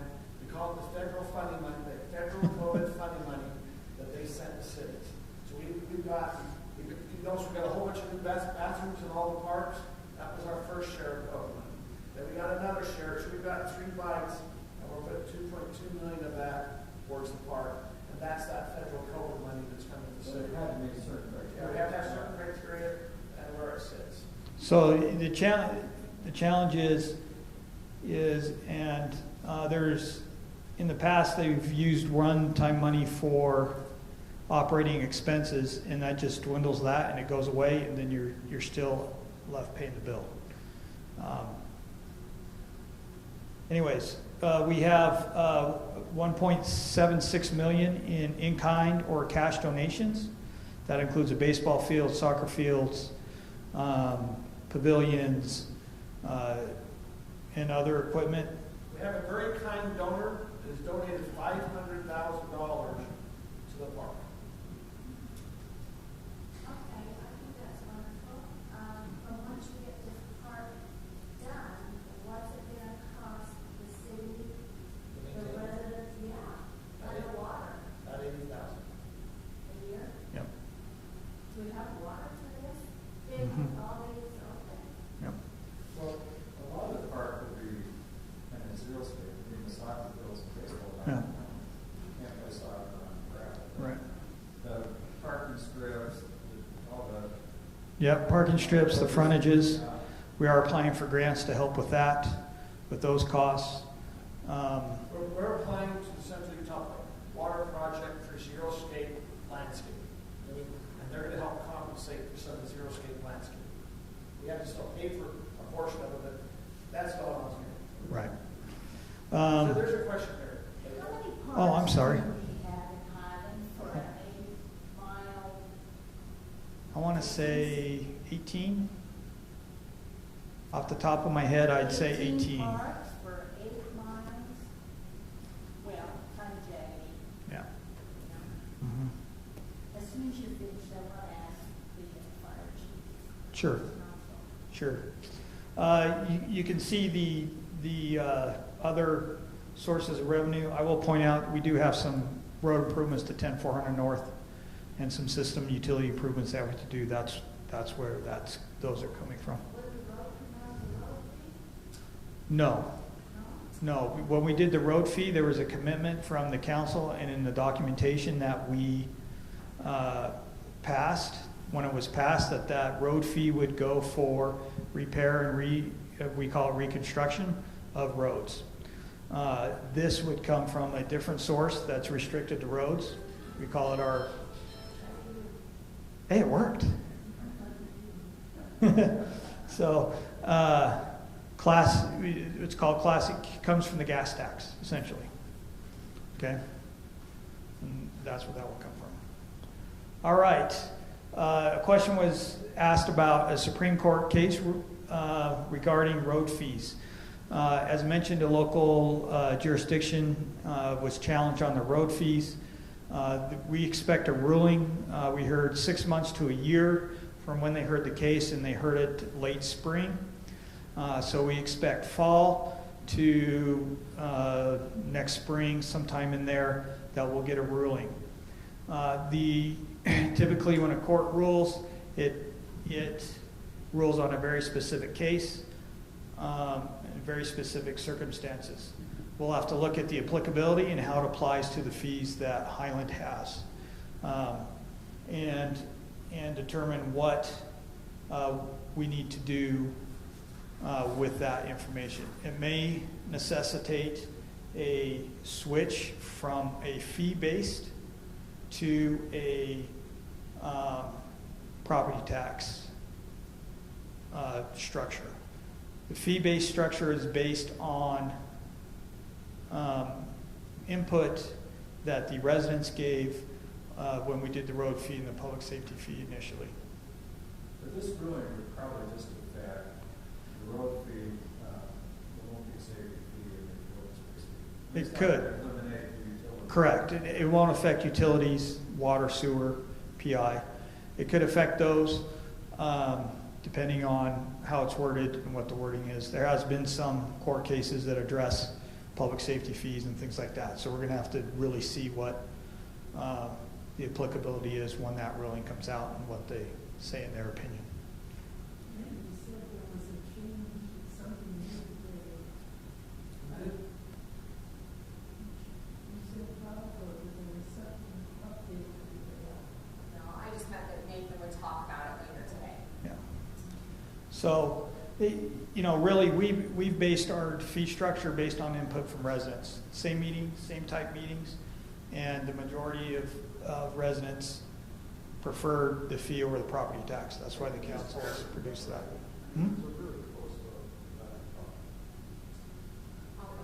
I just thought it was a very close vote, because like I said, I hope this all goes through and gets put back in property taxes. Yeah, we'll look it up. I remember being in front of the meetings and meeting most of the people. I thought it was pretty close, but. I attended, so what we did is we have four meetings at different, like one was at Lone Peak High School, one was here. They tried to, I went to 2 of them, and both of those meetings came out that they preferred a fee. Now, Scott or myself were on the council at the time when they passed it, but I do remember attending those meetings. But there was a lot of discussion, should it be a fee or property tax? The council at that time felt that input for the residents was to a fee, so they instituted the fee.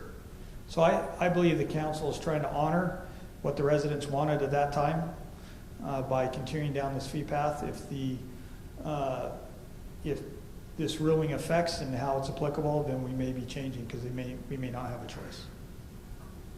And I'll tell you, we will talk to one attorney, they'll tell us this, and we talk to another. 54%. And then another thing.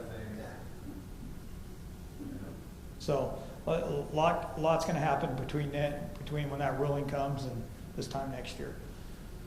Okay, now I turn time over to the mayor to talk about a couple of different things and wrap up. It is 9:09. I'm sorry if we kept you here as long as we could. Can I get the clicker? One of the things that we recognize that this request is happening is that there's some of our senior residents that this fee where we're asking to go to the $24 or $25 a month increase can affect. And so the council has been very sensitive to that, and they are interested in putting together a relief program for those who are on a fixed income.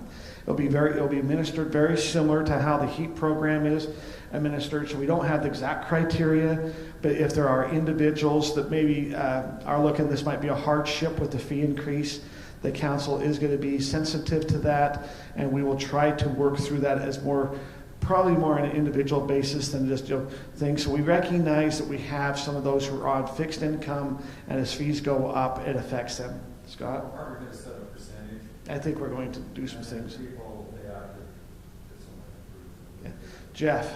The other thing is, I really would like to see this funded in other mechanisms. Like I said, I shouldn't be burdened by other residents because, that might be work. I may never retire, you know, and not because I don't want to, but just because of what things cost.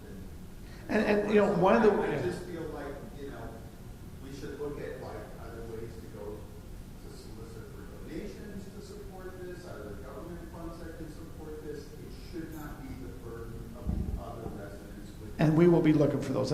We have some very kind individuals in the city, as we've had others that have had issues that they've tried to help out with. So we'll look to see if the council says, hey, maybe there's a Highland Foundation or some other things we might be able to set up for donations to help with that. There might be some state programs. When we talk about Mountain Land Association of Governments, they're not only for roads, they also administer all the different programs, and so they might have some funds that we can try to also help. To be very open, because of the community we've lived in, we haven't probably looked at a lot of this. And so this is going to be something new to kind of delve into, to try to learn. But we're desirous. We're interested that we recognize that this increase can be a burden, and we're sensitive to that. And so we will go out and seek if there's programs, or we'll seek for if we can't find the city budget, we will look for it from private donors. We'll put that effort out there because we want to be sensitive. The next thing is if anyone can come tonight and tell me what's going to be going on economically, I think as a council and mayor, we can make decisions. But when we start this budget process in February, our interest rates were fairly low, and we were kind of looking at all the different growth that's going to be happening. So as we go through, last year we did 250 building permits. So when we started our budget in March, we put 250 building permits in for next year because we had the border development, the Ridgeview. That's what we were hearing. Well, we are now going to be 4 months down the road. Just on Monday, we're hearing that they figure they might be 50%. So now we're going to adjust our budget. We did not want to do any budget adjustments as we're coming to the presentation, so it stayed consistent. And but the council will have to consider now, we're going to have to instead of having 250 building permits, we're now going to drop down to 125. Now, it might not sound like much. It drops our revenue $450,000. As we look, that we have some inflationary increases that we're seeing on materials. We have a lot of things where we have to be sensitive. That I can see if gas keeps going. The police department has in their budget a certain gas amount. We don't know if it keeps going, what happens. And so we got to be sensitive on all that. Our projected sales tax, we are projecting, we've been increasing at 8.3%. Since, and just Aaron or Tyler said, I believe in 2018 we had 2.4 million in sales tax. We're projecting that next year we're going to have 3.6. If a recession comes, does that pull back a little bit? We do not know. And so we're trying to be a little cautious with our budget this year, because we don't know how inflation affects. We don't know if and when inflation maybe will turn. If it does, if we go into a negative CPI, we're going to go to our garbage guy and say, drop your rate. I'm just saying, he used it on us this way, we're going to use it to him the other way. So, I mean, we're going to be sensitive to all that's going on, but I will tell you, and if you've been watching the news, this is interesting. On Thursday, the Federal Reserve, by the way, tomorrow at 2 p.m. will be making a decision on interest rates. On Thursday, the market said it was going to be a 0.5 point increase.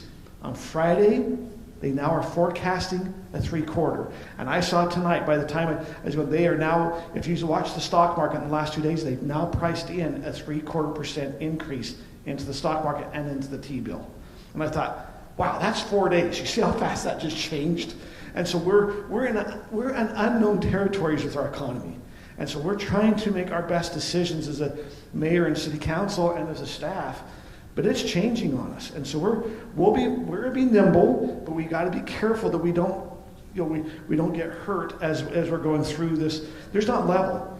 I mean, if you could tell someone went and built a home that their cost was going to be set, I think everyone doesn't know what their costs are. So we are projecting, once again, the buildings, I think, is going to be a little too high. Our cemetery sales. Helena, I know you guys live by the cemetery. We doubled our cemetery sales last year. Don't know why, but we doubled our cemetery sales. That's the cheapest way to get into the land. Yeah, the ground's cheap. Maybe that's what it is. So, but we don't know if that's going to stay up, and so that can affect some of the cemetery situations. We are looking at plot sales and lot sales. We do believe things are going to slow down economic-wise with things. We have talked about with the council, and we are discussing looking at ways to either minimize the open space fee or eliminate it. And so that will be something that the council is going to be looking at probably as we go in the fall. It will depend on how the economy is doing. If we start to see the building permits stay strong and things, that is a desire, and it's been a negative situation in our city for years, is the open space. So we are interested in addressing some injustices that are going on there.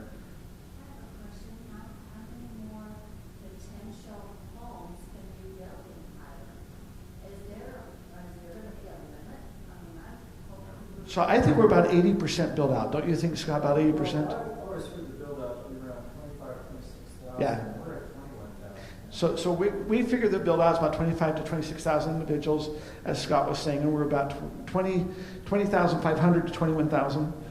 We're right in that. Ridgeview, which is over by Lone Peak, still has about 450 more homes to come in. We have the Hollows that's off of that's going down Canal Boulevard. They have about another 70 homes to come in there. So we got some subdivisions still to come. We got the Bueller property that's 40 acres. We have some parcels down off 9600 that probably still can be built on. No, and now it's about zoning. The only area where we had, if you want to say higher density zoning, is Town Center, which will have 42 units come over here by UCCU, between ACE and UCCU. They're approved, and over by the high school. All the rest of the zoning currently is R140 that's still left, which is the large lots. Now, that doesn't mean that they can't come in and submit to the city council to change the zoning, but most of the empty property you're seeing is in our master plan currently as larger lots. So, now, what's our next steps? Next Tuesday, the city council will be doing a vote on all of these fees. So it will be next Tuesday at that city council meeting where everything will come in. We have to have it by state. We're supposed to have had the vote done by, I heard the 22nd, but I think it's just by the end of June, isn't it? Or is it the 22nd?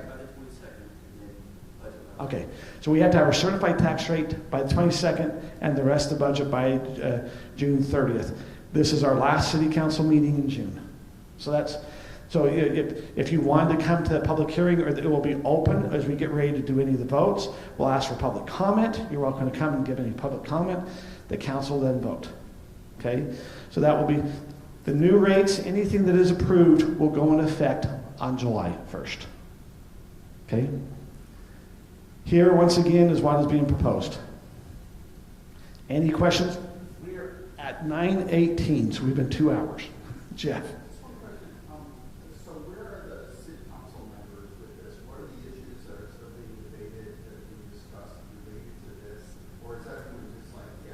So, okay, Jeff, so this, we have a tentative budget approval that kind of gives a little bit. In May 17th, the tentative budget approval was for the fee to be $15.25. We had a meeting last Monday that was discussed because of what we were trying to look at to go to $17. And so I would guesstimate you're going to see it settling somewhere between $11.50 and $17. It might be, you might see it go lower. It depends as we start. We did budget adjustments last Monday. And so some of the cuts, the council's not seeing, hey, how does it really affect the budget if we've cut this and cut this? And so then that's where the council will have to take it. Scott, you're on the council. Any input there? No, I think we'll just have to look at things and discuss it. We always have good discussion. And we'll listen to people. I think this is going to be pretty close to So, overall. One more question. yeah. Doesn't have to be with any of this. I want to ask the police chief if they hire retired officers. Okay, the question was for the police chief, do they hire retired officers? But I have another question. What about this fire chief? Okay, is it okay if we have that answered after, just have you one-on-one? Is there anything, we want to stop the streaming? Is there any other questions you think it's important to be on the stream? Yes. Okay, what's your question? Also, we are considered the safest city in Utah. Okay, it's not very safe in the month of July. When it comes to fireworks, there are a lot of people that spend a lot of money on fireworks that are illegal. And I am constantly picking up illegal fireworks on the roof of my house, on my front lawn, on my back lawn, and I want to know what we can do to eliminate that. So the question was concerning as we head into July and we have some of our 4th and 24th where individuals can light fireworks off. The concern is, as you see, that there might be some illegal. I'll just answer, the council does pass an area or a zone where there's not supposed to be any fireworks lit off. A lot of that's by your dry fields or by anything that might be that way.